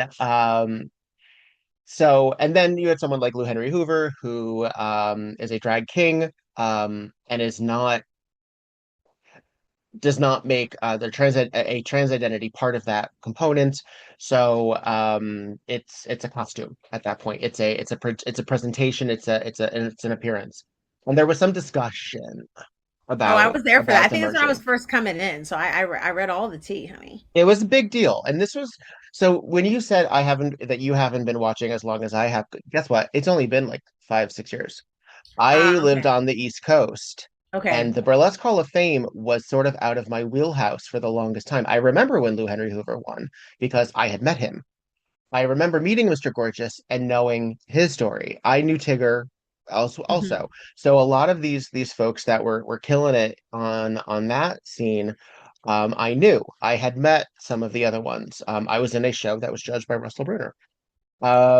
So you meet folks and you learn about who they are later or what their criteria are. I didn't have a high opinion. I didn't have much of an opinion, but it wasn't a high one, if at all, on the who won that. To me, that was somebody else's world. That was something else. Hmm. And then when I moved to the West Coast because of life, I was like, well, now it's only 4 hours away. So now I sort of have to. So I got Hmm. into the volunteer mode. It was after the pandemic. So I went to the very first one. So I was there for Lulu's win. Um, and that there was that break between Frankie and Lulu Hmm. because of COVID. And then I was there for Samson's win, and I've been there ever since. So when it is interesting that when it was quote merged or adjusted or what have you, that the first opportunity that a cis man or someone not woman or not feminine Hmm. won happens to win. Did it happen to be a brilliant entertainer? Yes, in fact, it did. Hmm. Um, Anyone who has criticism for Samson as an entertainer is missing the plot. Like, just Hmm. fully has lost it. I mean, it was a He's missed opportunity, I think, for us to miss the commercial seal because Samson's one of the best spokespeople we have. I mean, so fucking lootly. you know what I mean? Fucking Like, I think it lootly. was just a totally missed moment. I mean, and if you're Where lucky, was the like, but we can't. unbelievable? But Like, why would the press come when everybody's like attacking? And another thing is like again, like I know that people are gonna be so and I keep going back to ballroom, but like, why can't we have OTA open to all? Like, why can't it? I also think it's quite fascinating that like aerial and these other mediums can kind of be compared to like the mm, striptease. Like, why can't we have a drag category? Why can't there be a variety category where you could do aerial? Like, I just yeah, think, with ballroom, obviously, like when I teach Vogue, like Virgin Vogue, I try to explain to people that one, this is never supposed to be learning this in a classroom. Like, this is a social dance and like something you're supposed to do when you're in the community and like you're it's at the folklore. space. But the Yeah, biggest thing is you have to self-identify. Do you know what I mean? You have to self-identify. Like, I cannot walk female figure. I walk women's performance. I walk women's runway. And then at the end, I can walk OTA. Just like, you know what I mean? You self-identify. If I want to identify as small boy, I can walk that. Nobody's gonna say you can't walk it. Now, will they chop you? That's different. You know, if I hop into an all-American runway, I'll probably get chopped, but no one's gonna stop me. And I think Yeah. this is another thing burlesque can learn. Like, let people self-identify. I Let don't vet people if people chop. are black or if they do burlesque. Like, I respect people's identity. Like, you say what you are, I love that. That's what you are. Yeah. I want to respect people. But I just think it's a missed moment. And with Sam Smith specifically, it took me a while to really understand the blowback of that because I can feel it now because we're not taken seriously on a commercial level. But Mufasa won our highest award. Mufasa. Mufasa. Yeah. I don't know.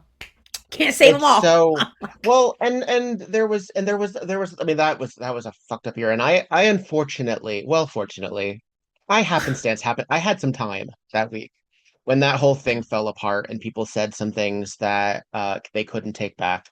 Mhm. Um, and the reason I felt so protective of this was because I was feeling a change. I was seeing an adjustment. And I wanted to nurture. I wanted to throw some Miracle Grow, any bits of it that I had, some orange peels into the mix if I could, because I suddenly was a part of it, and it was important to me. Now, if you had asked me a couple years earlier, I'd be like, well, it's its own thing. But there's a reason. I don't think it's a coincidence that when I went there, and it was maybe the second year that I was there, maybe the third, somebody was like, yeah, we were talking about what it was like a couple of years before, and there somebody said, everyone's so much nicer now. And I was like, well, let's take into account who's not coming anymore. Because there's Mhm. some people that aren't showing up anymore. And if it's nicer now that those people aren't here, I think maybe we should just consider what we were Mm. doing. Um, And the other thing is also is like I don't know. I struggle with my own relevancy, and I'm curious how you amp people up as a documentarian because you and I we're in the same business really. We're talking to people, we're amplifying their stories, we're putting them up there, but we're also saying you are somebody. Yes, 20 years. What makes a legend? Sometimes just being there first. What Yeah. what makes like you can win a marathon by chance and beat people who have trained a whole lot just because you were there. I couldn't win shit on the East Coast. I won a title on the West Coast because I had a damn good act and I was Mhm. against people that it edged over. But it was the year Jake Dupree canceled. That would have Mm. gone a very different way, I Mhm. guarantee you. Mhm. But I'll take it. I'll take Okay. that crown and sash. Um, and so there's a lot to sort of feel my own oats Mhm. basically and to sort of take my own thing. I haven't always felt appreciated, I haven't always felt wanted or part of it, and Mm. now it's really interesting that I am getting acknowledgments and it's Mhm. very cool. Mhm. I was bestowed Mr. Ohio Burlesque for my Hell my work in yeah. the. No, we love Ohio over here. Yeah, so I'll see you in a couple weeks, right? Shout out I'll to be. OBF. Yep. I'll be Yeah. headlining Ohio with Miss Bella. And that's very cool. I love it, and I'm not mad at it at all. Of course, of course, of course. Has it affected my bookings? No, absolutely not. But does doing the Silver Tusk Awards affect my bookings? I don't know. I don't think I don't so. know. Maybe. I don't think so. I mean, some people know who I am, but I worked in New York, I don't know, 5 years before Calamity Chang and Angie Pantani said, "Why aren't you submitting to New York Mhm. Burlesque Festival?" And I did, and I got in. Have I gotten in ever since? No, I have not, It's okay. We all get because rejected. I I was recently got writing that rejected from one others hit. too. It's okay. You know, but so it's sort of like it's a constant matter of humbling and celebration and such as well. And how do you work with the id, super ego, and egos of our scene when you're how do you objectively acknowledge, you know what, they did the work, they happen to be there first, oh, but this person also happens to be not a great person, human being in this regard, like is there I is there definitely came across that compartmentalization? tension. Yeah. For whatever reason, there's a lot of like dominance over history information, which I didn't really feel until I got into burlesque, because in other areas, it feels like you're a minority. So it feels like, okay, well, whoever's into this weird shit, like, but I did, when I first did the open call, I did it like internally, word of mouth. So I went to my mentors and then they went to people. So at first it was just like who Aquarius had connection to. And I'm now on this, like, I think lifelong discovery of like finding people across the planet. But at first it was just like my network. But then as it started to grow, I started to get critiques and the voices of like, oh, well, that person did this and that person's violent and da da da. So I kind of just had to go like, unless it's an extremely violent like a violent person, like of course, like I'm not going to pedestal anyone who has done anything violent.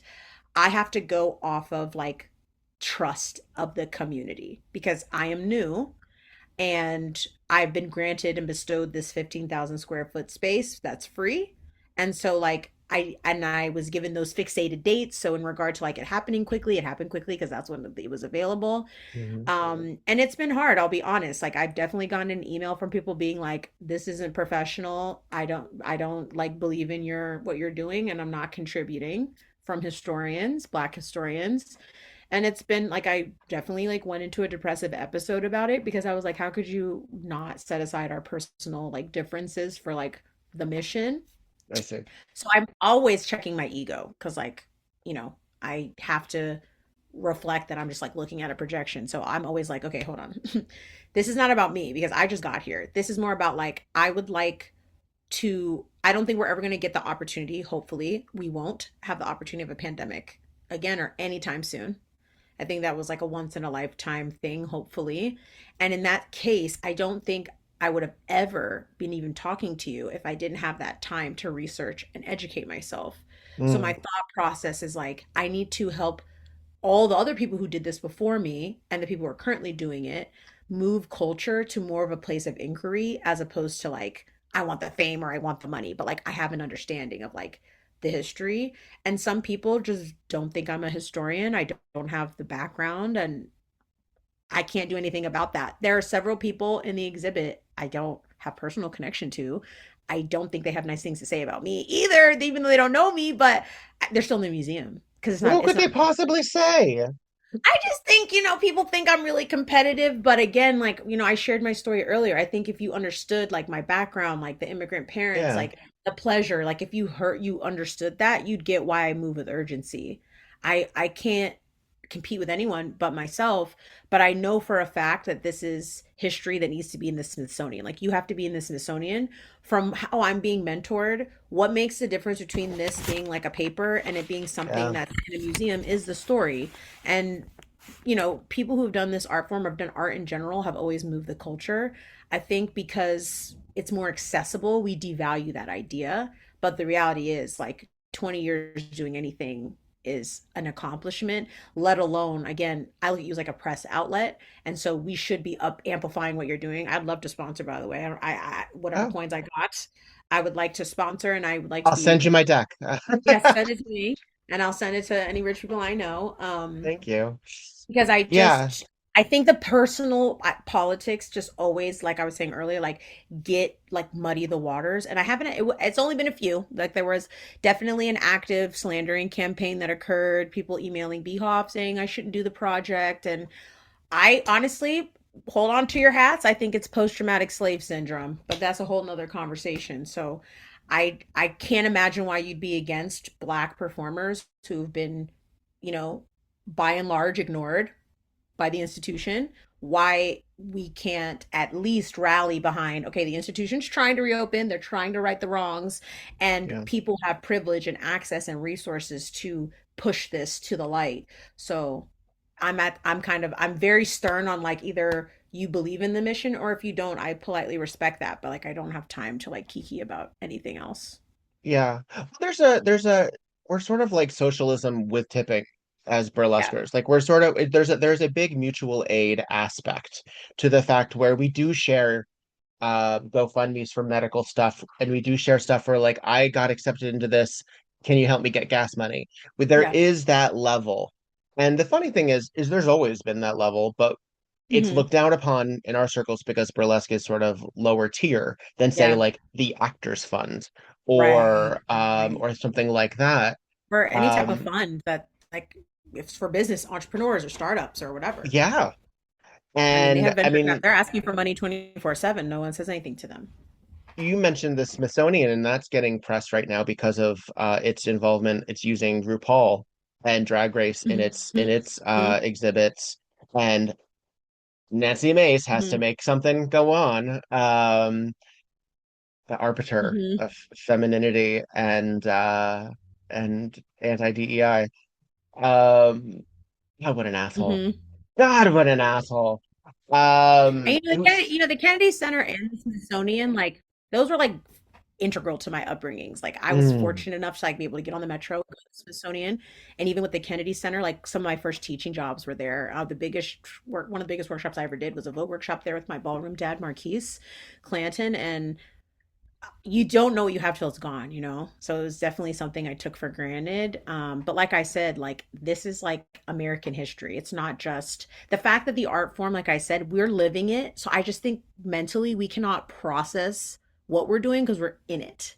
But I mm, think 50, 100 years from now, people will be reading back in awe that during this political climate, even though, yes, we can, like we were talking about earlier, like this dichotomy of like, yes, like mhm, we have access to things and we should be grateful, but also people are also losing their rights and dying every day, and people are still pushing past those problems and expressing themselves and creating joy for people.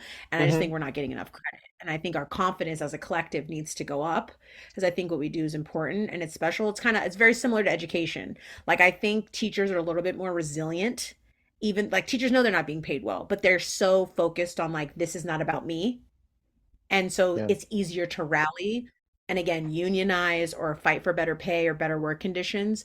I think with here again, there's so much tied to the emotion and like the art being an expression of the emotion. It makes things quite complex when we start talking about other things. certainly. And we do have some. We do have a couple like Tura Satana had a bit of has started to rise a little bit in Hmm. public optics. Josephine Baker is obviously one of those Hmm. individuals that has. We know like there are people like, oh, I know the name, and maybe they even know like the quintessential Hmm. photo of her Uh-huh. in the skirt. But invariably, like the press is like, and she was a spy. Yeah, We actually, and it's like but there's other stuff too. it's other But stuff yeah, too, like why do we focus on her banana skirt when like it was like given to her to like be a jungle monkey? Or one thing I'm researching about her right now is like what is the difference, like what is similar between her, Grace Jones, Eartha Kitt, is they owned zero IP. So like when Josephine lost her chateau, beyond the fact that like 12 kids is a lot of kids, she did not own that. And had she was trying to turn it into a museum and she was trying to do the tours, but I don't think that she had the access to the business acumen you need to have those white paper protections. And the same thing with Eartha Kitt and Grace Jones and a lot of artists now, they're losing their rights and their autonomy to monetize their artwork because they don't have this like white line paperwork. hmm. And so And I'm we've trying to, we've learned it almost took someone like Taylor Swift, ironically yeah, to bringing us full understand. circle, to understand that when it came to the Taylor's version aspect of a lot of things, that if arguably one of the top five most famous women in the world Hmm. is doing this and is doing it in a very specific fashion and way, and you can argue Yeah. the you can argue the situation accordingly. Hmm. Um, but if someone with that much privilege is still Hmm. feeling the weight of it, Hmm. it it should be a success story that she owns her masters again. Hmm. Unfortunately, for a lot of us, we sort of roll our eyes. Yeah, I have a lot of But critiques from her, but I am inspired by that like dedication to like get those back. yeah, And I think because we are in a performance art that's like hard to monetize, I think that's why it's like important that we open the conversation up to people who do a variety of things and might not do it full time. Like when I travel, I see a lot of the like burlesque ecosystems are functioning off people going to the academies, are mhm, functioning off of audience members like funding the art. So I mean, I see like there's remnants, but again, like you said, most people that ask me what burlesque is or what I do, they don't know what it is. And I yeah, notice particularly with, femme presenting individuals, it's often like confusion, almost a little distaste. but like trying to hide the distaste of like, that's your job. Like, yeah, that's my job. Yeah. They even Well, look at me weirder when I give them the background or politics. Like, yeah. like my high school, like people from my old life are starting to find me, and I think it's like extremely jarring for them to see my body like tits online. So oftentimes they're like, "What happened to you?" Like I have some type of disease, and it's like nothing. Right. I actually feel a lot happier Yeah. than when I was What like happened in your childhood that you're losing finally my role in processing? office. Yeah. Yeah.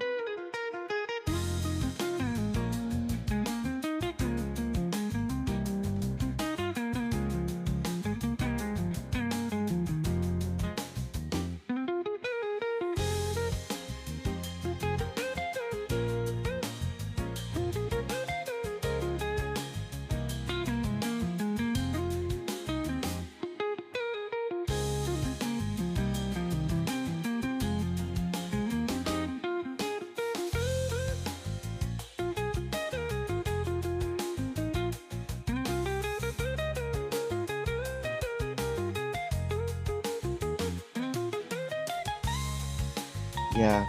Well, and that's so. Uh, let's talk a little bit if you're cool going on because I'm loving this Oh no, I'm great. Yeah. this salon basically. Yes. And I have seen. Oh, hang on, as I drop my microphone because I'm so excited. I've seen some discussion, and so folks, when I refer to sort of again like these sort of these things that we see online, I am very much aware that since so much of there's no press, we're not getting we may well on occasion we'll get mainstream press, but mostly what I'm talking about is like social media posts or Mhm. Instagram lives or things like that. And if you know, you know, and if you don't, you don't. Right. But I've seen some discussion about the cultural appropriation, for lack of a better expression, because that's the phrase actually I've seen for it, of the showgirl, of the show person. And I Mhm. find that to be a complicated matter Mhm. about people who use the showgirl aesthetic or use the burlesque world as a costume. Ironically, it is a costume. When we do it too. Mhm. Because what does it mean to be a burlesque performer? When you see folks like uh, Jennifer Lopez or Tiana Taylor or Cardi B, even at one point she got a lot of discussion in our circles Mhm. regarding when Cleopatra and Cheese Louise did her Mhm. auditions.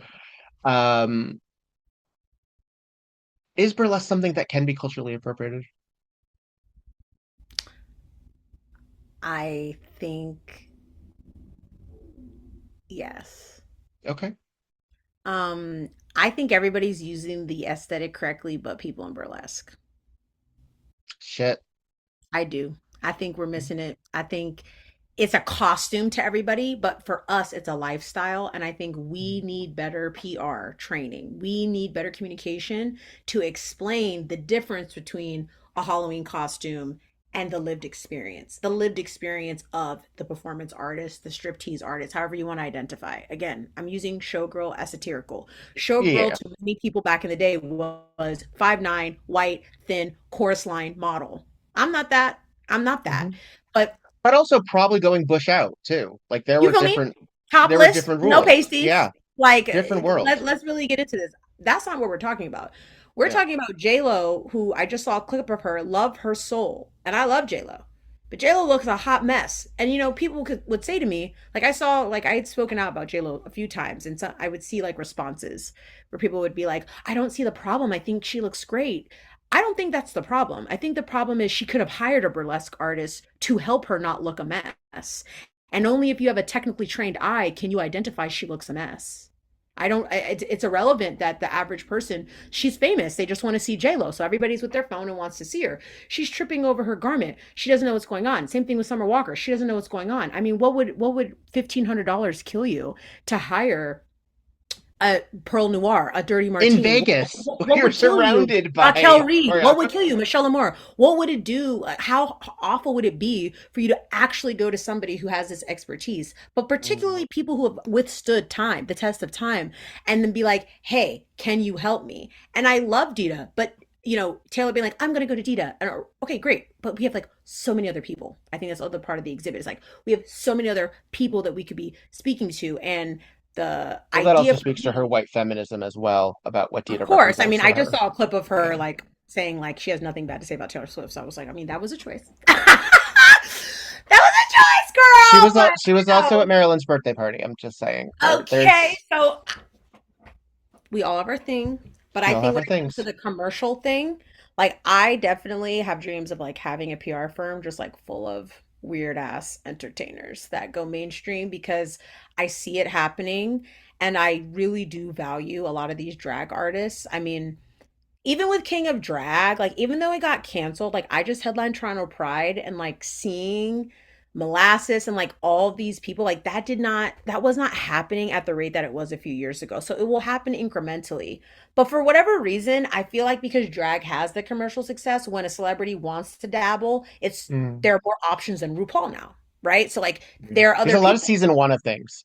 There's a lot of season Yeah, one of you know what things. I mean? Yeah. Like I don't know if the girls is calling Shangela and them still, but I feel as though with burlesque, there's this repulsion to ask burlesque professionals for expertise because they want to be the star.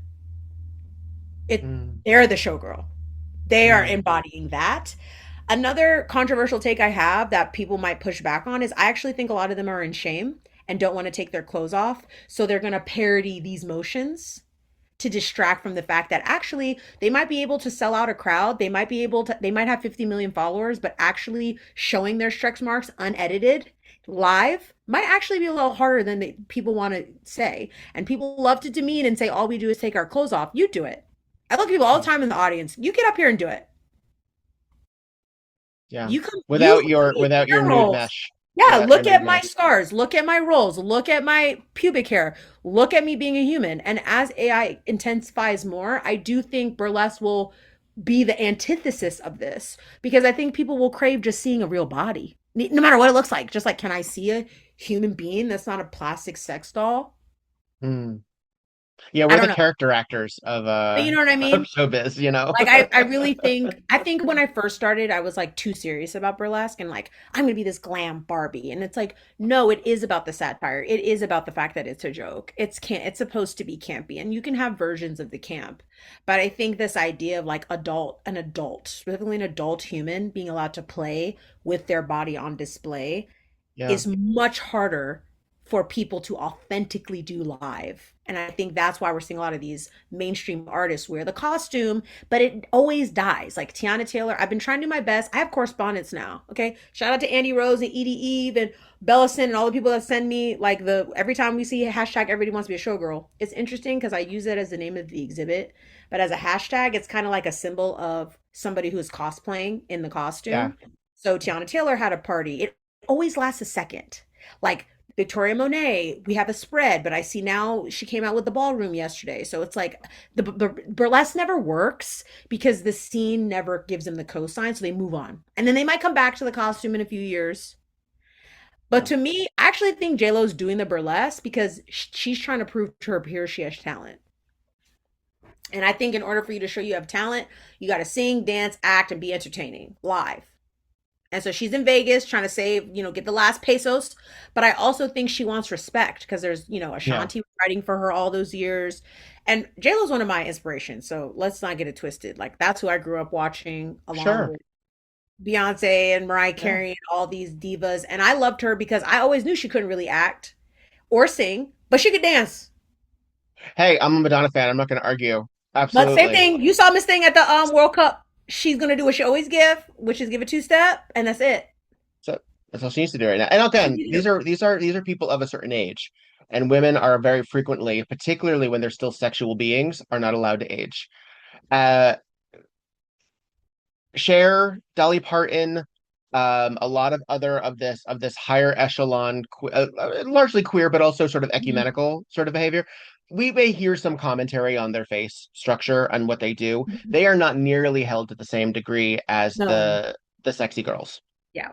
because their femininity, their sexuality is not necessarily tied to skin showing. Hmm. And the fact that these women have audacity to show their skin at this age, you can't do an article about any of them without having comma age next to it. Right. But can you Um, imagine how powerful it would be if they actually did striptease?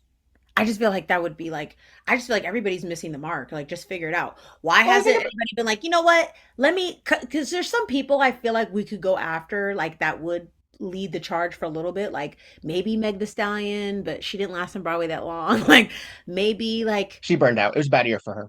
she burned Yeah. out. There's a lot going on. You know, I see Sabrina Carpenter, but I think these teams, because I try to talk clearly about these when I'm talking about these celebrities like J Lo or Sabrina Carpenter, I'm talking about their teams. Inc. Them as individuals, I know if you J-Lo sit Inc. down with Yeah. them and we explain to them the history of this, they'd be floored.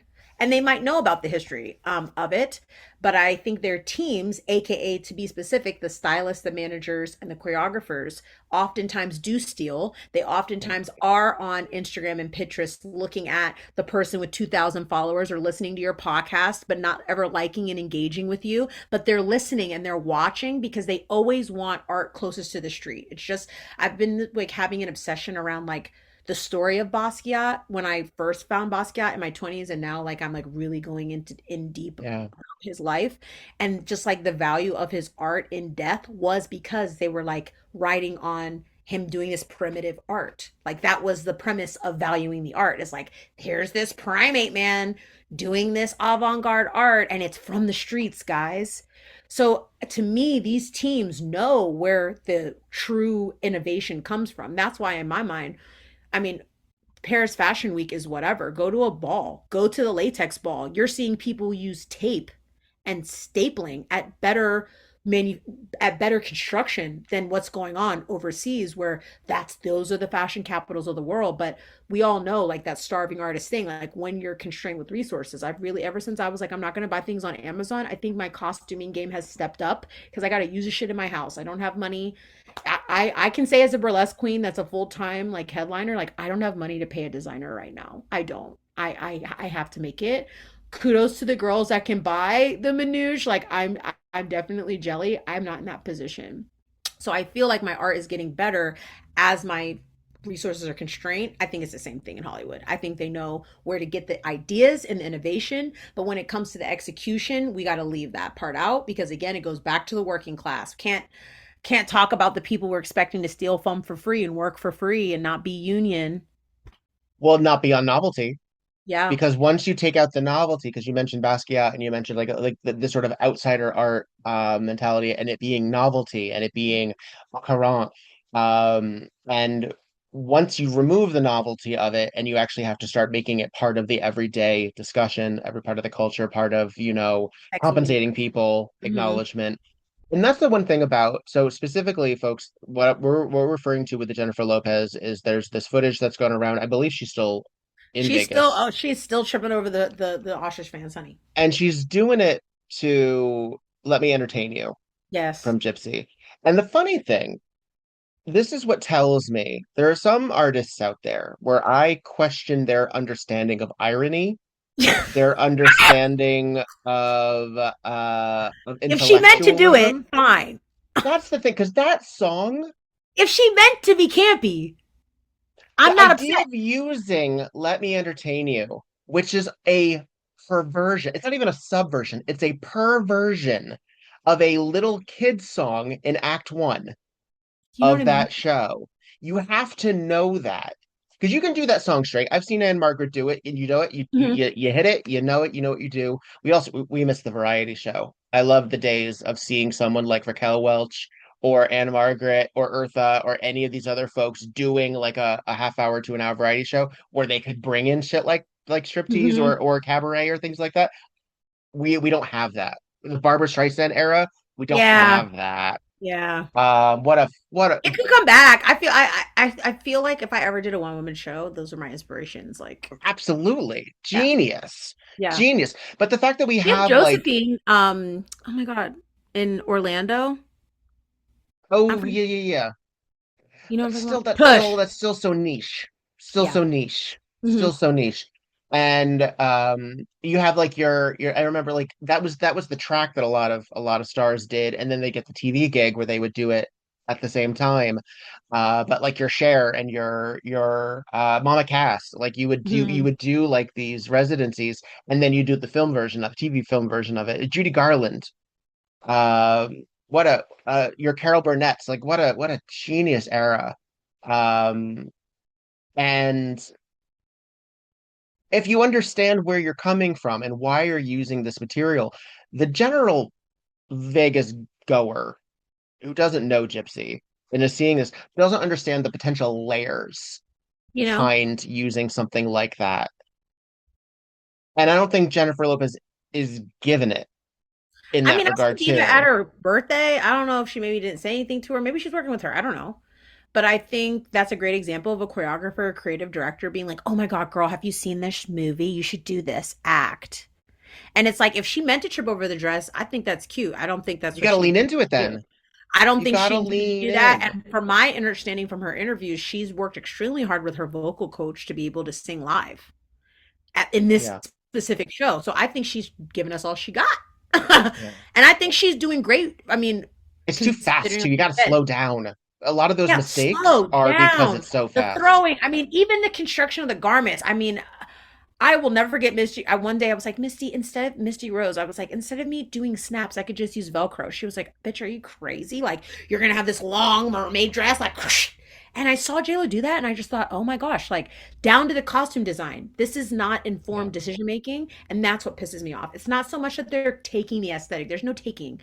If somebody wears their hair in cornrows, I personally don't care. I think it's respect. I think it's how you got it done. I think it's where you got it done. Did you compensate a black or indigenous person? Are you reading the room? I didn't come up with this. This ain't my hair. Who am I to tell you No, you can't wear the hair?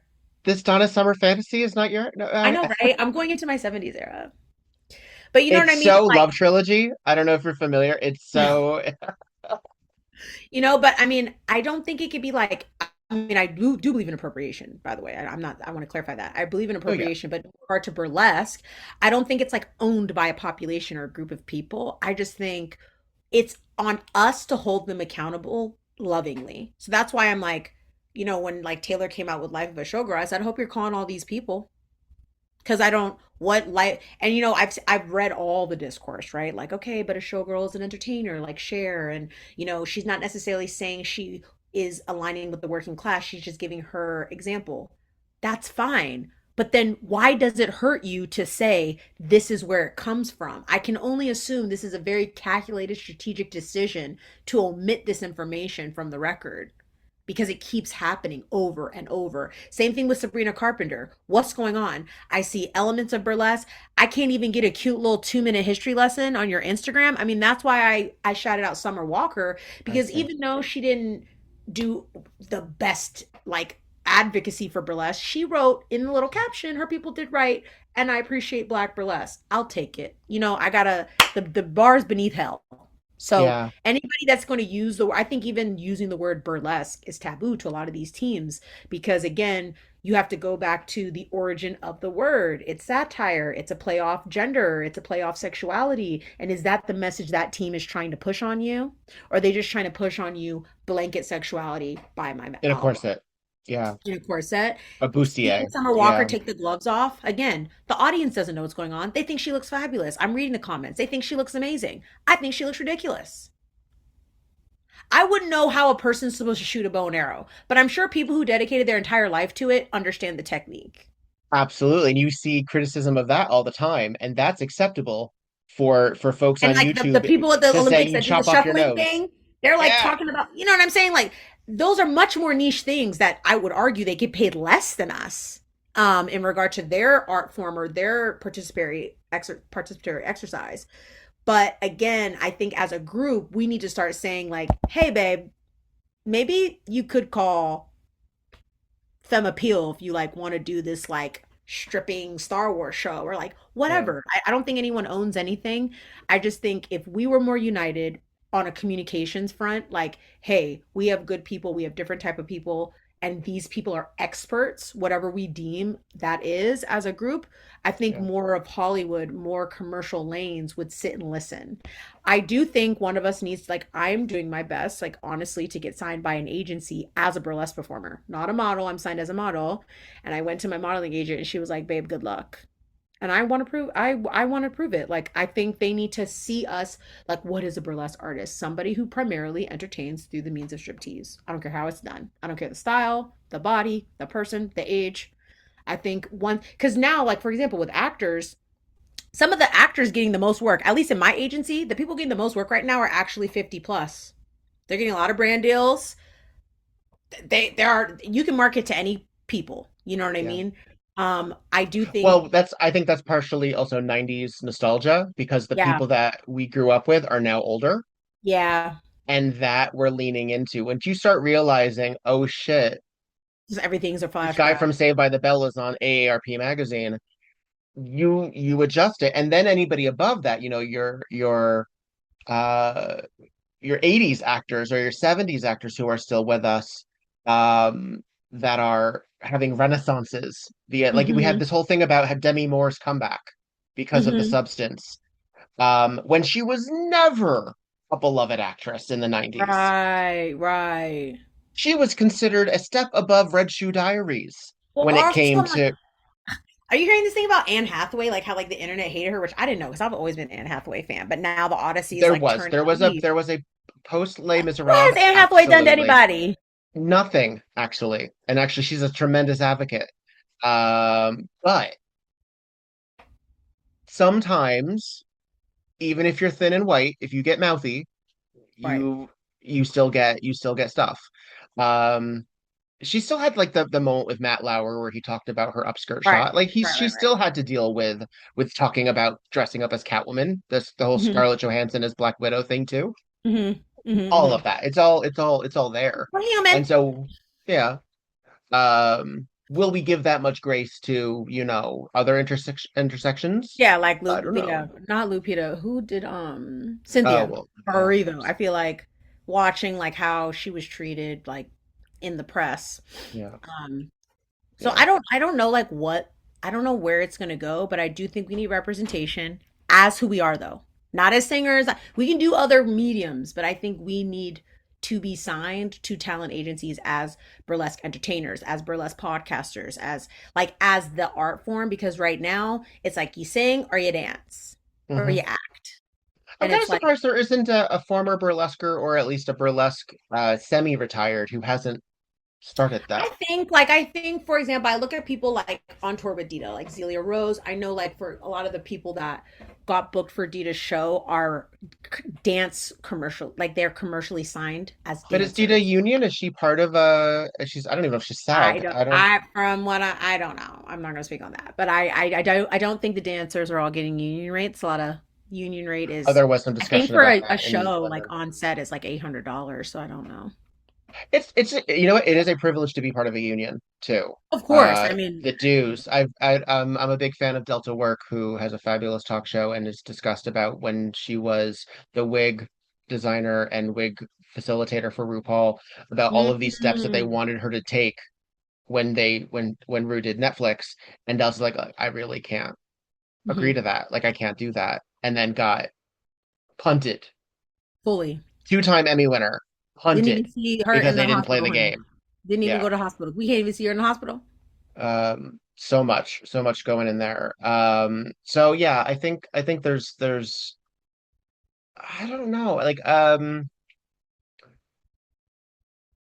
I because think we there's gotta a let like I think it has to be the issue around the finding the next icons. I think that's like high priority. I think high priority is like showcasing the history, and I think also like us collectively amplifying each other's platforms must occur because we have enough. Just even within like the drama we've been talking about online, if all of that was channeled sometimes in one general direction, I think we yeah. get a lot more done. I do think it's a confidence thing. I think there's a lack of agency we sometimes pick up because the monetary balance isn't there. So, and it's just kind of like you don't feel like your work's valuable because you're not being paid. But in reality, our work is extremely valuable. Like we know this, but honestly and truly, I think it is very powerful. But we're oftentimes, people are either burnt out. Like I know even from advocacy, like the elders are like, I'm tired. So next gen pick it up, So I feel like at the age I'm at right now, I feel this call to like grow up quickly. I do identify with this like millennial experience of like maturing late, and I've had conversations with performers about like burlesque is kind of like this like adult kid playground, and Arrested maybe a Development lot, heavy. yeah, a lot of us have kind of taken a while to get on the train, and everybody's gonna like mature at their own age, but I do feel this like urgency to explain to the world what's already been there. Like it's not new. It's not, it's always withstood. I think what's new is this is the first time in history we can amplify it. Like the microphone's on, like we have access to the internet. We have access to connect with each other like this, where our ancestors didn't have that opportunity. Right. So, a lot of this community building does have to happen online. And I am committed to, somebody could call me the most ugly bald-headed bitch and I will not say anything about them negatively online, because I think the digital footprint is going to be so gross later in life. And I've said this to people that like I've had serious debate with, like, do you want when you die for people to like read all your Facebook posts? And like that's what the majority, like, who cares really? But can we also maybe occupy this real estate, this digital real estate, with more than just our opinions? Like, is there a way for us to preserve history? Is there a way for us to shout each other out, like your awards? Like I know people who like cried when they saw they won your award, like that helped boost their confidence. Or I know people I've personally have worked with that have like, I've seen them blossom from like this acknowledgement, any form of acknowledgement really. Yeah. So I think we could be using the internet for more. I do believe people can express themselves. People told me like, well, Chris, I use my Facebook as my diary. I'm like, that's great. I think if you want to get work, that's a little muddy, because at a typical job, if you talk shit about your coworker, you probably don't have a job. But here, again, no union. You don't write the memoir first. You do the shit and then you write your memoir. Yeah, then you talk shit in the book. But yes, like, exactly. can we have some intellectual property? Mm. Meta owns that. So in my mind, talk the shit, but like, can you do it in a paid newsletter? Create accessibility for people to have access to you.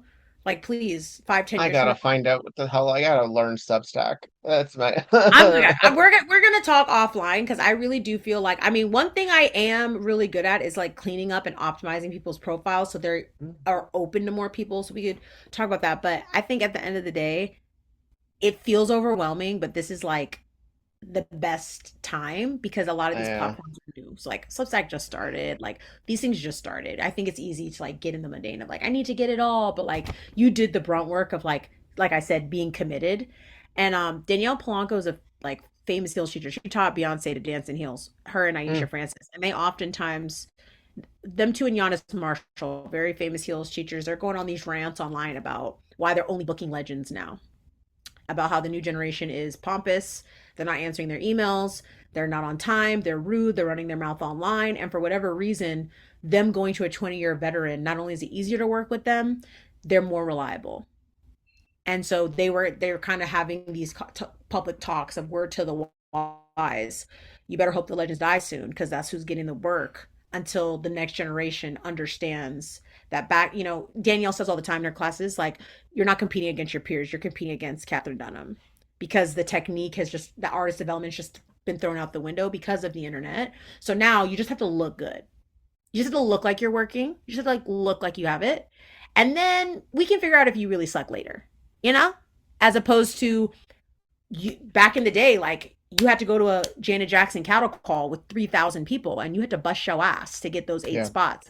It's not like that anymore. I mean, I have had to like sit with the guilt of feeling like I get things that like my mentors and people before me have never had access to.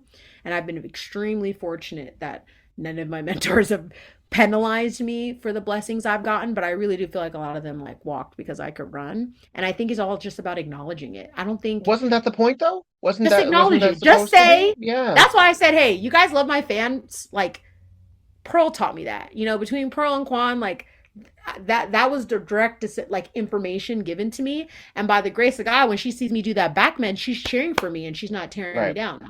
I know Right. everybody feels away about all different type of people, but I have to say, like, as a newer performer, I've had the opportunity a lot of people haven't had, which is opportunity to mentorship. I did seek out Egypt. I did seek out Pearl. I did seek out Lulu La Duchess to coach me in Poison Ivory. Like, I looked at what I liked, and when I had money, I saved up and I booked a private. But I felt the need to do that because I was coming from a world where, like, that's where the wisdom usually is. Not exclusively, but like I think That I've you had been able access to be to. successful because I had access to women who were like, don't do that, don't do that. You Yeah. know, I had access to multiple Miss Exotic Worlds telling me, hey, even if you win this, you better have a plan. Instead of me kind of like being naive and thinking like, this is the prize. This is the top of it, you know. I value those times even now with Jezebel Thunder, Foxy Lexi, when we're working together and they're just sharing information. I don't think though their generation got that. You know, Jezebel, you know, I think a lot of them, they were isolated, or even you might have felt isolated. And now because of the internet, I have so many people that I can talk to and connect with that are having a similar experience that I Mhm. feel like previous generations did not have access to that. So I think just Well, acknowledging that you have the privilege and access doesn't mean like, and Michelle Lemore brought this up a little bit in a recent post as well about how there aren't any real duties assigned to a Miss Exotic World. You win it and then that's it. There's no like yeah, it needs to necessarily, give Miss America. Yeah, they need to be yeah, out and about there's no promoting. relationship per se. And Mhm. therefore you can't ask of them and they can't ask of you. So there's still something of a preservation there. But if there's and I talked a little bit about to this with Jezebel and even to Honeybee, because I didn't want it to indicate. I mean, we started actually talking about taking opportunities and realizing when the cultural shift it starts to include other bodies and other, skin tones to be there, be present, and take advantage of it, be available for it. I think Burlesque Inc. at large, Burlesque the world, we are easier at giving crowns to Black women than we are supporting them day to day. Oh, And that doesn't mean that they don't deserve those crowns. It's that it's almost a lie. reparations in advance. Yeah. And like I said earlier, it's like, hey, let's get this shit over with so they can leave me the Yeah. fuck alone. And it doesn't mean they weren't great because they were And by the all way, fucking I can genius. say behind closed doors, I've had things to say about this. I haven't Mm. said them publicly, but I have a lot to say about this. I think the virtue signaling is disgusting. I think it doesn't help Black people. We know so many Black performers who are incredible. Mm. And yes, it's not a question of if they earned that, but it's a matter of did the person setting this up have integrity when they did this? Because we can usually tell by, like you said, the support that comes afterward. And that's not an isolated experience to a Black person in burlesque, but this idea of let me make it look like Yeah. everything's good. Yeah. But And if these are I'm unchecked seeing biases something in the sometimes. They're not crowd, always on purpose. It's not always on purpose. no, no, no, no. I think a But lot of it, to be honest with you, I think most of it is subconscious. I yeah. do. I think most of it is subconscious. I don't, we do have like the Russell Brunners and the Trixies every now and again, but for the most part, 95%, I do think it's subconscious and it's learned behavior Hmm. that has become socially acceptable. It's been socially acceptable to virtue signal. It's been Yeah. socially acceptable to repost something but not really engage with it. It's become acceptable to, I mean, I would love to talk about this. It's a very hot topic, but there are a lot of white femme presenting performers who are feeling very upset right now because they feel like they're better than some of the other people being put in these festivals or these competitions. And, one side is like, well, forever it has been the white girl, so you should just be quiet and move over. And on the other side, it's like, but are they virtue signaling? And is this division, I see there's a division because I personally know that I'm often tokenized. So like if it's not me, I'm seeing the same three or four people. If it's not me, and if it's not them, it's Aquarius and other people.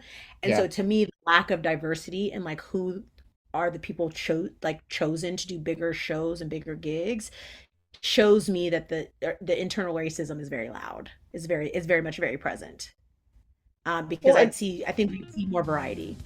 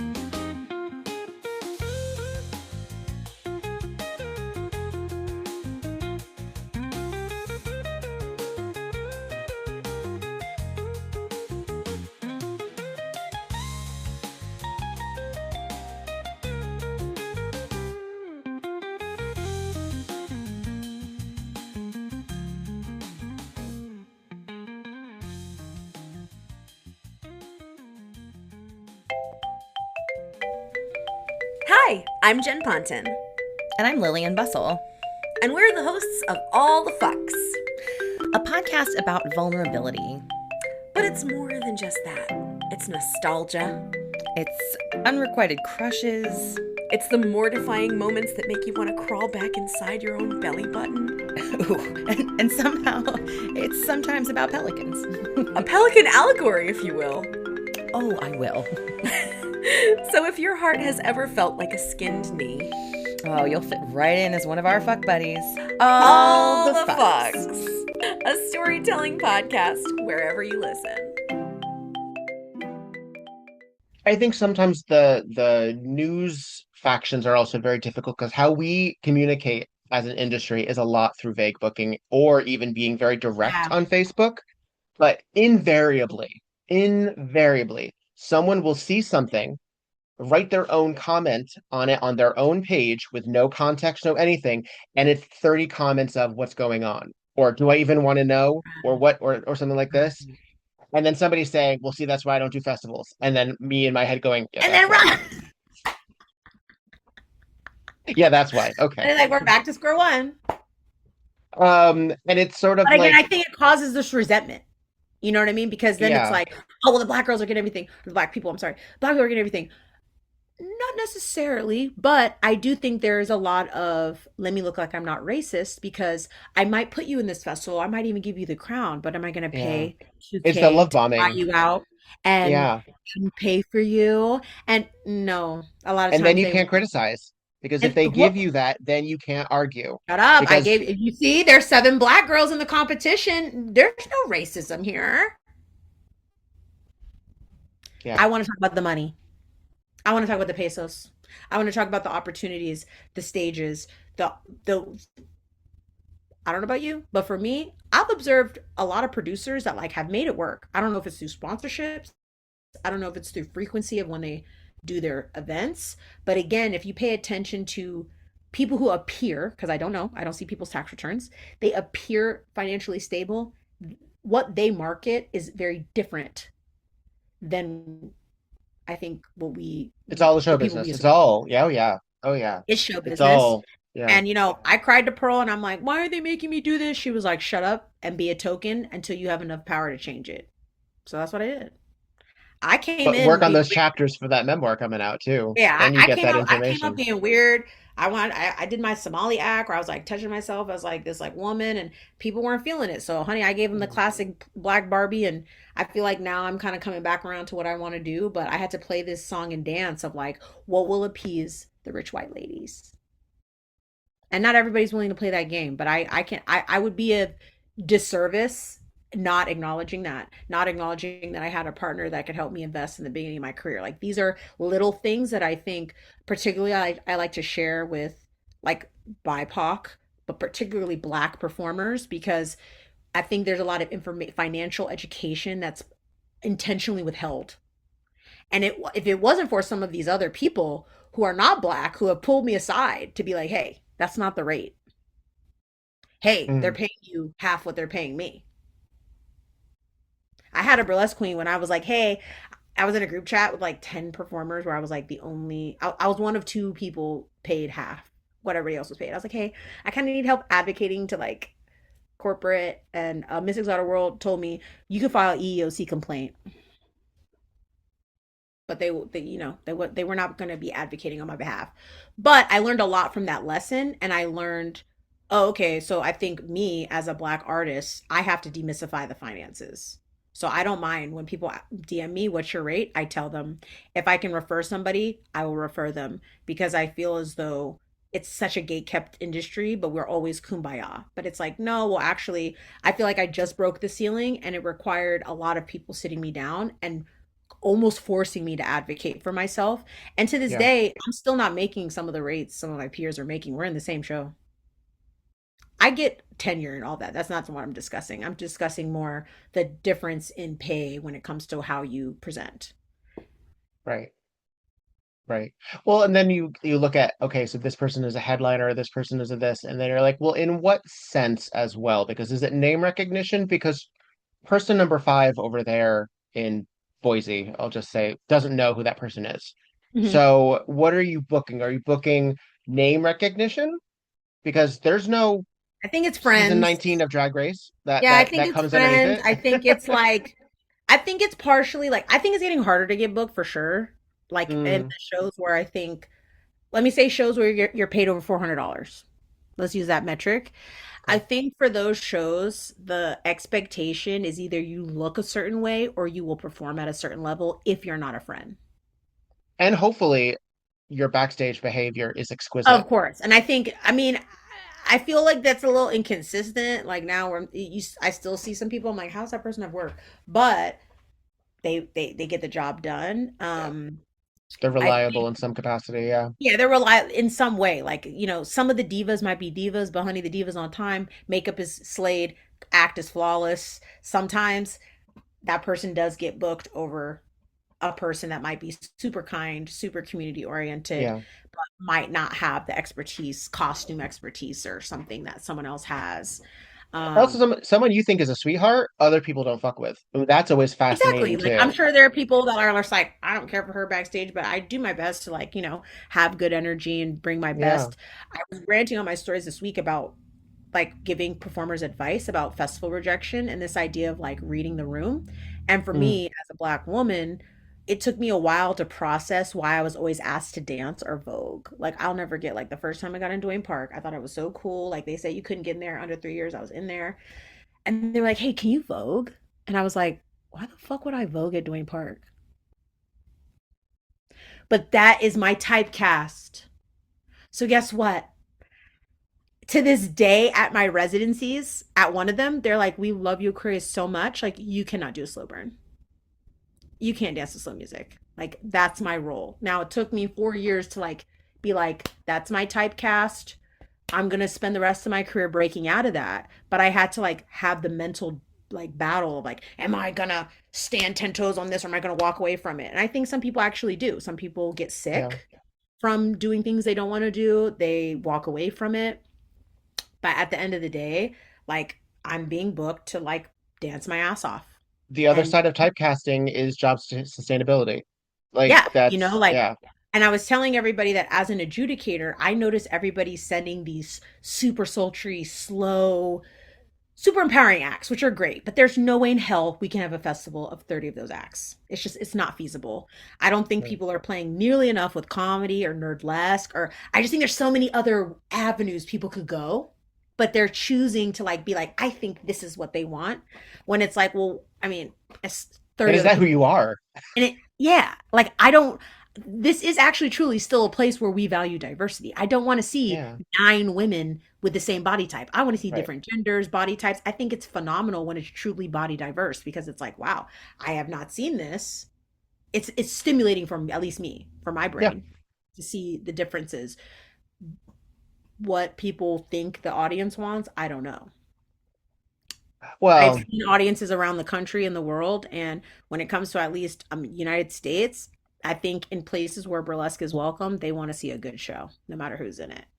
right. And I think a lot of times a lot of these bar shows or regional shows or smaller shows and festivals, because Mhm. you got your diehards who come to these festivals who go every year or they also want wish fulfillment. They Mhm. want to be able to see what they don't think that they are capable of on that stage. Mhm. And sometimes, yes, that does mean someone who is thinner than they are, or is more able-bodied than they are, or is something else that they can't fulfill. But a lot of times, it's also someone who is very close to what they are doing the Mhm. thing. Mhm. Because they can't go to an opera and say, I'm going to start opera lessons tomorrow Right. at 45. They can't go to the ballet and say, look at that plie. I'm going to start that up at 32. Right. But they can go to a burlesque show and say, you know what? I want to love my body the same way. Mhm. Even if they're not career, even if they're Yeah. not career, I think even more if they they're want, not career, like give me something to live for beyond my damn job yeah, and like yeah. meaningless entertainment. So I think and I, as a producer, and I'm not producing right now, alas, alack, but when I was doing my residency in New York, I would book people all the time that I didn't necessarily get the act, but I'd pay attention to the audience. And if they were Right. responding, then I'm wrong. You know, and I think that's like a humbling thing with producing that I learned when I started. Is like I'm paying attention to the audience. You know what I Yeah. mean? Because at this level, everybody's And that's good. going to other shows and paying attention to those audiences too, because Correct. I'm you always book sitting, at I other always shows. try to sit in the back. I try to sit in the back so I can have like a or up top. I Yep. want to see what they're responding to.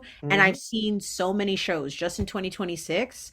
I've seen people across the age spectrum and identity spectrum get standing ovations and truly move people. So I don't think that's the issue. I think it's the issue of like genuinely letting that push through the noise. um and it not being a performance. Like I know it's hard because we like do this campy art, but I have this conversation particularly with white producers, like stop virtue signaling. You're not doing anybody justice just letting people in so you don't look fat phobic, so you don't look racist. Right. What you need to do, we have an access problem and a resource problem, right? So for me, if I can benefit a performer by being like, hey, here's some resources that help me, might not help you, but might help you, I think that actually is more meaningful than giving somebody a tokenism booking, because it's like handing a fish versus teaching them the fish. Yeah, yeah. Like, like I've had conversations with my mentors about challenging some of their white counterparts of like, hey, instead of making me a headliner, why don't we co-produce together? That's when energy gets weird, right? Like it's cool for you to headline my show even, and the next level is like, oh, it's cool for you to headline, but like let's not mix money, shall we? Like let's not actually like be on the same byline of like we are managing Not together. collaborate. Yeah. So Yeah. I still see that being a thing where it's like, okay, why aren't some of these powerful matchups happening? And again, it comes back to the subconscious bias. Like I can only blame it on that because why isn't it happening Well, more? and also I think it's I I don't think they might not want it to happen. I don't know. Like I no, do yeah, feel yeah. like a lot of producers were forced into the DEI hires. I do not think it Mm. was wanted. Just like when White Fragility came out, I don't think people were running to buy Robin's book. When I it think came out, like it was special like edition. it was like read, right, read this, and it was like, Yeah. okay, well, I don't read this, I'm racist, so I have to read it. And then what did they learn? Not a damn thing. Yeah. What did that book do for me? Nothing. I cannot shame. My partner is white passing.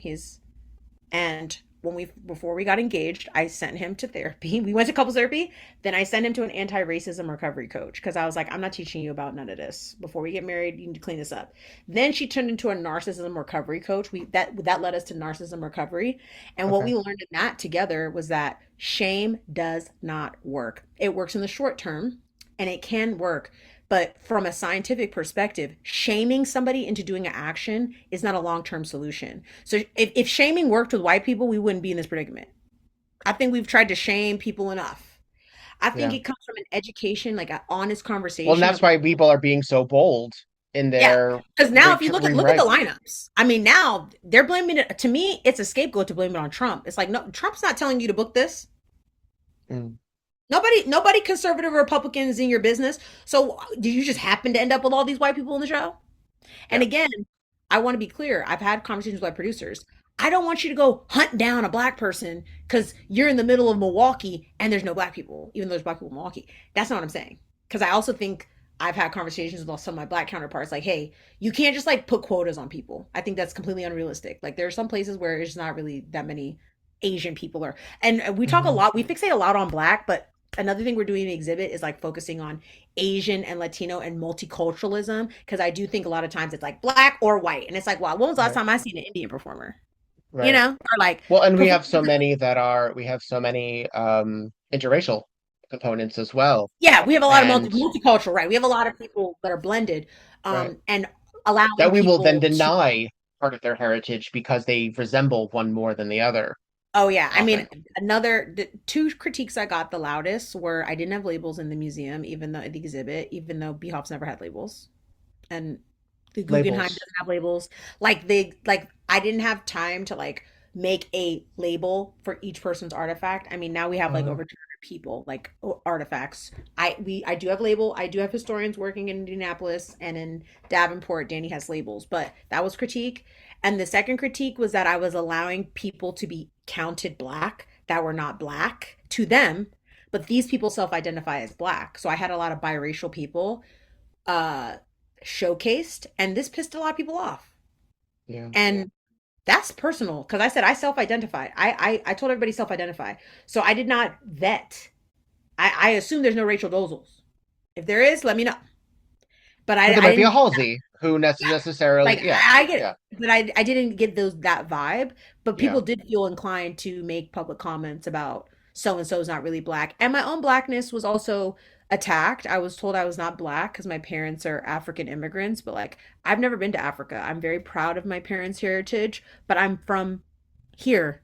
I was born here, and I identify with the Black American experience. Now, my parents are not descendants of slaves per se. Yes, they I did not see. come here on a Okay. slave ship, but like, I mean, I shared my mother's story. I shared the story of like Somalian people enslaving themselves. Like, I'm not Mhm. really here to do an oppression game. I'm here Right. to That sounds like unify. Oppression Olympics. Yeah. Yeah, I'm Yeah. here to unify over shared values. And the shared value is we both do this art form. And again, Mm. this is supposed to be a garden of people that are still alive, and the garden will grow beyond the black experience. But I mean, the people who questioned my blackness were black. There was no white people asking if I was black. Well, because you just are. You know? White I people mean, I do, don't know. white people love to talk about like German versus Norwegian versus Scandinavian, but black people are just black. You know? You know, so We I get it. And I we still understand it. call I get Rihanna African American because we don't know what the hell we're doing. right, and I get it. Like African American is like maybe people will feel more comfortable calling me African American because I'm, first generation from African immigrants. Fine, we'll have that. I can also say that because of my learnings of post traumatic slave syndrome and the experience of people who are descendants of slaves and and indigenous people, I do feel like I have a privilege to have more leeway to uh, call for reparations and to uplift Black American culture. So this is what I've explained to some European producers, like, Aquarius, why are you only doing Black? I'm like, babe, I'm not doing Black because I'm saying Black is superior to everyone else. I'm doing this because traditionally it wasn't a conversation. Authentically, it wasn't. Not DEI, virtue signaling, here's my Black. No, no, no. I want you to genuinely understand the contributions Right. of these people were erased and walked over to fit this Eurocentric standard of what this art is. It doesn't mean Right. your art's not valid, and eventually we'll come around to everybody around the world. We'll get there. But I wanted the conversation to start with the Black conversation because it's the conversation we avoid the most. Genuinely. Well, a lot of times the folk like when marginalized people, all kinds of folks in the margins and hyphenates and all of these things, when we create our own spaces or we create our own celebrations or we create our own information, the person who is not part of those will invariably say, well, what about me? A Mm-hmm. lot of times, right? Because because most of these marginalized thickets were created because we weren't part of the Right. others. And then we start getting into allyship, and then we start getting into allowing spaces to have, those situations. Um, and then we get into when we get into like sexuality or we get into gender expression, those aren't always visible. When we get into Right. disabilities, those aren't always visible. When Mm-hmm. we get into race, those aren't always visible. Mm-hmm. And heritage and lived experiences and classism, my God, which is one Mm-hmm. of the largest things that I've acknowledged the diaspora of my lived experience versus somebody else's lived experience in 1993 by virtue of me living in central New Jersey, by that person living in, Omaha Mm-hmm. or Atlanta or just outside of Atlanta, not even the big cities. Like it's sort of like there is no monolith.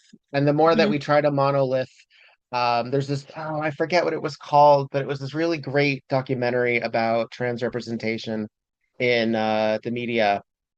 And somebody was saying, like, we wouldn't get so persnickety, and she didn't say persnickety, about this representation if there was more. But since Mm-hmm. that's the only, we're going to get a little persnickety about that.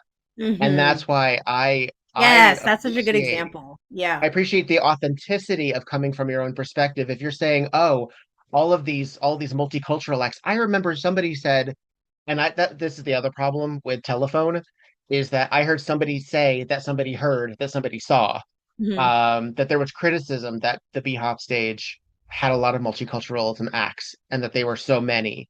And I'm like, first of all, who had the nerve? Who had the gumption to feel so confident in their bones to say that out loud? What It's also weird because I think we all know that I look at it as like a high art competition, and it's going to be all over the map for the all pure over? like Yeah. it. I don't think you can whittle. Especially previous years, because now we have a lot of folks who aren't coming from overseas because of Hmm. America's Hmm. Americanism. Yeah, and Australia's I think coming. again, They're like really representing. They're really yeah, me representing. navigating uh talking about people in the fringes beyond the Black American experience has been shaky. But again, like I'm still crafting the communication around that of like my Yeah. intention. But the biggest thing is like I do think we all have like a class like value system we can all align around. Yeah. And yes, I will always, like I said, call for reparations, like for Black Americans and for Indigenous people on this land, because all of us are visitors here. And I think we all need to be unified as people passionate about the art form and value the beauty in our diversity. Mm. I'm somebody like I learned how to runway walk like from trans women. You know what I'm saying? Like I that like to me like part of my identity has blossomed from me being able to explore my femininity. Yeah. So to me, like I was one of the first people to like book trans women like in burlesque shows in DC that I know of. And now I see she's booked all the time, but also like you were saying, like, but are we seeing the same representation because there's so little, right? Am I only Yeah. going to see the same performer because we don't have authentic representation?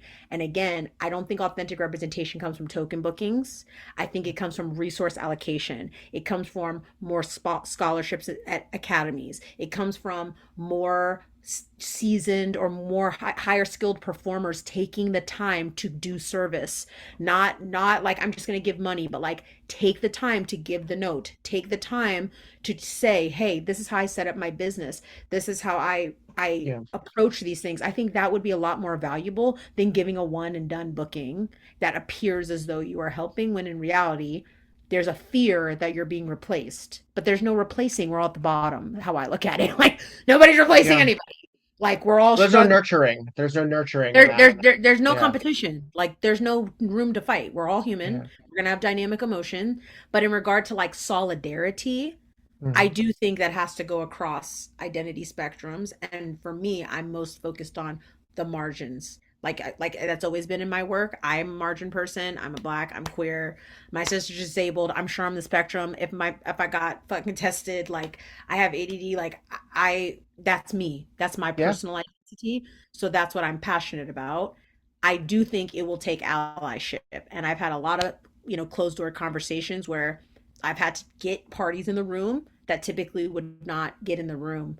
But by the grace of God, this project has brought a lot of players together that don't play with each other, but behind the history. And I think that's why it's evolving, because it's like, guys, you can have your personal beef. Yes, you can. But can we suspend the bullshit big booking on Facebook for the sake of all of our legacy? Please, like, have a closed group. Talk shit on your Patreon. I just think there's too Right. many Right. people watching us that are constantly like, I don't know for you, but for me, when I was going around trying to find places for my production, the number one pushback owners have is that burlesque people are unprofessional and are drama and they're not worth the money. That's like the number one response I got. I don't want to deal with it. Understood. It wasn't Understood. that they don't know. They've had it.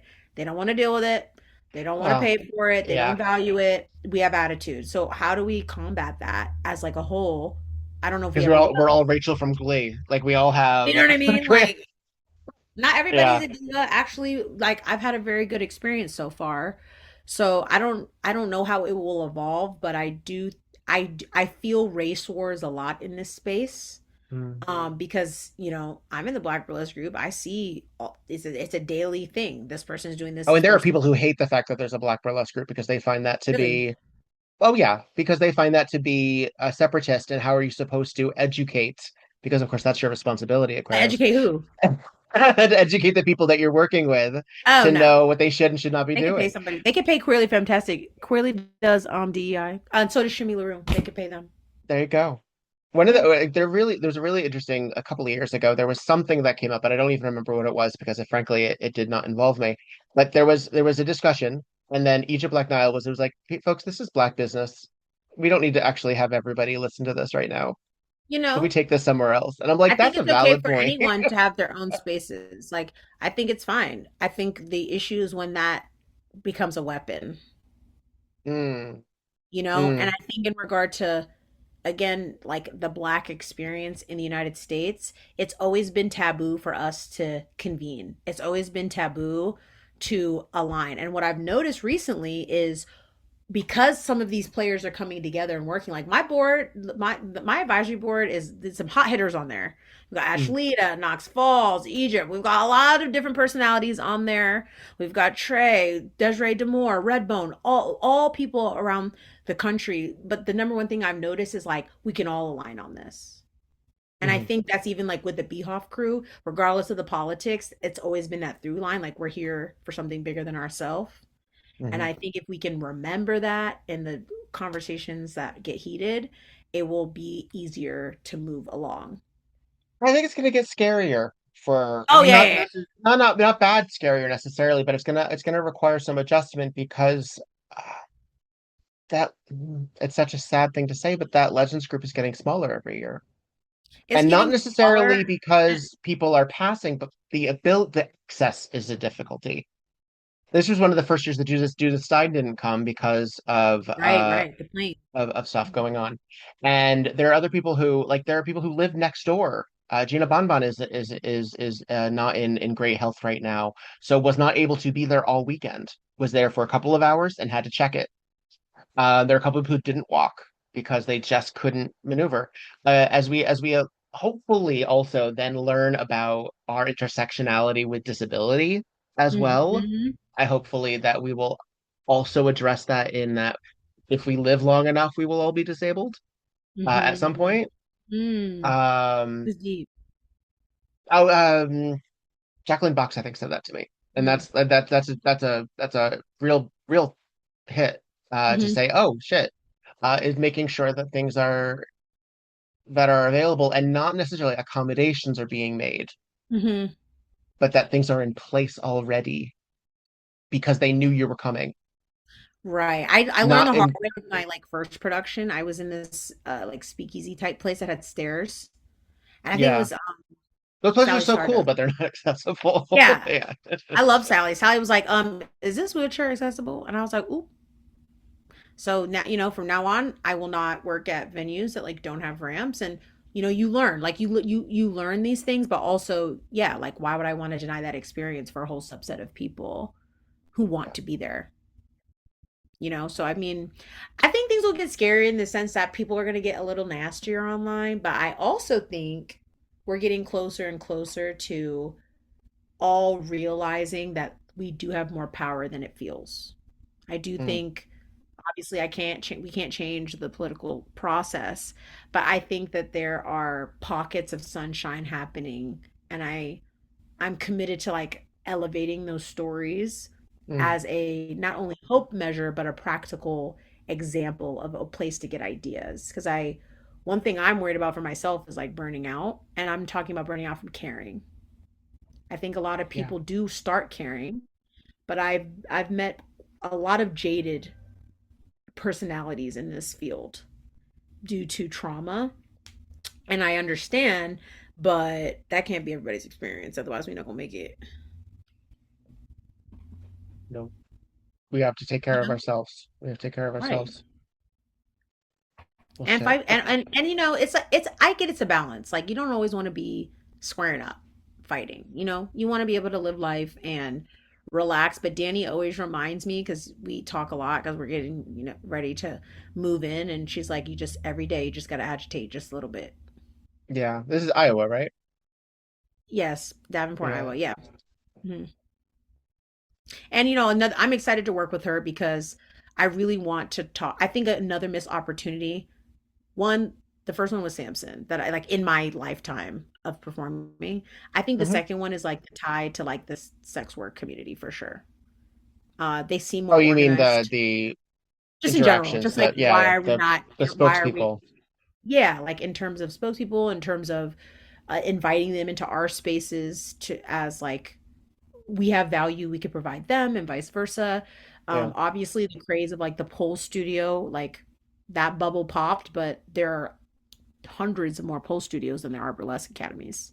So they're, they've been able to monetize that fitness model in a way that I think we need to be infiltrating the strip clubs and the gyms and places that already have the infrastructure in place.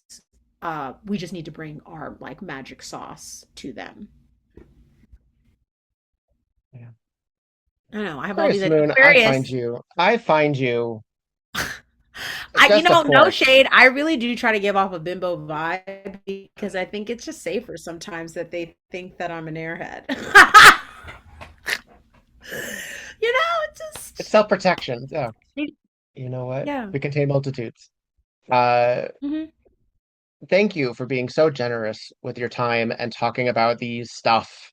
It is next to producing shows and being in shows and being a part of being backstage, this is one of my very favorite things is to just talk about the stuff.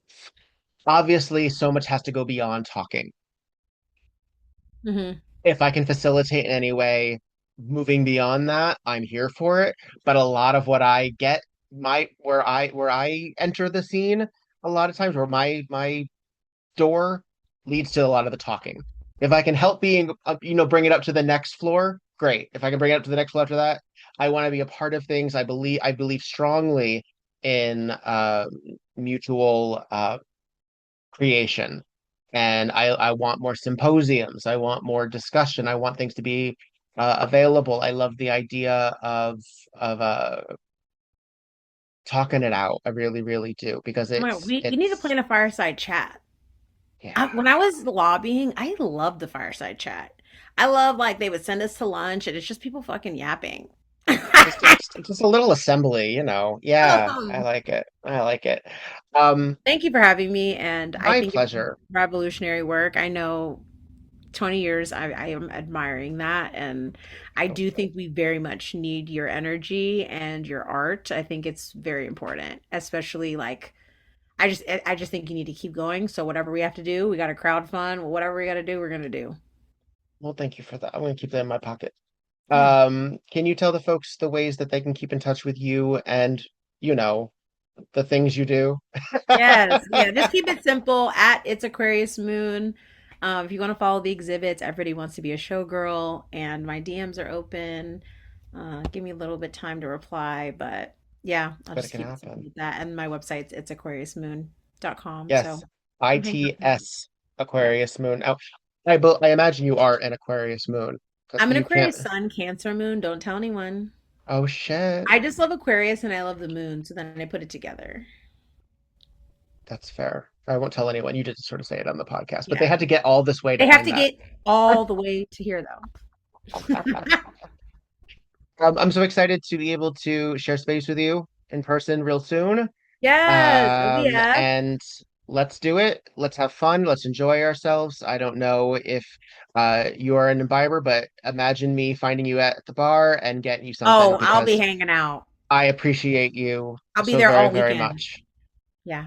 Excellent. Well, thank you for all the things you do. Thank you for caring as much as you do, and for preserving in the ways that you do. Please, folks at home, if you are in the areas that the traveling exhibit gets to, if you are interested in featuring it, they can contact you, right? And they can Yep, if talk they're about interested in getting some stuff. teaching it, being in it, volunteering, we're all hands on deck. Let's do it. Let's do it. This is important stuff.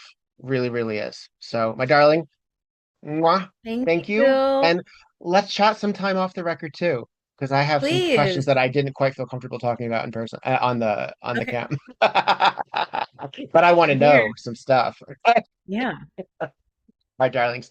Folks at home, thank you for listening. This was a double-sized episode. I really appreciate you sticking it through it. Necessary conversations.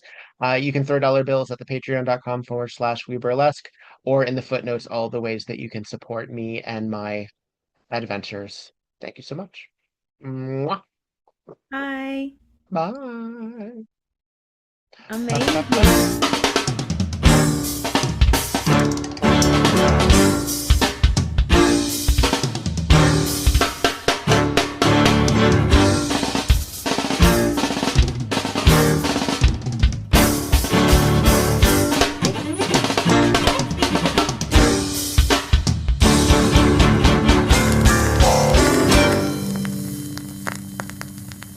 WeBurlesque the podcast, created, developed, and edited by Viktor Devonne.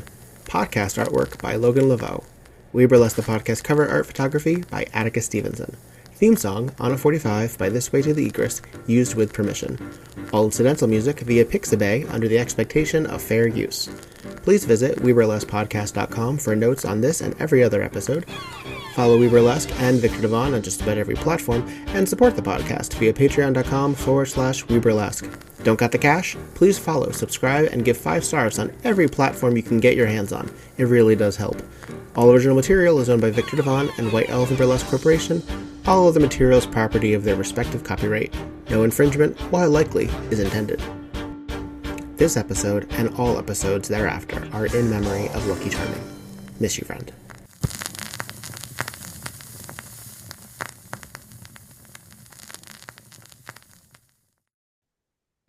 And that's it. Woohoo!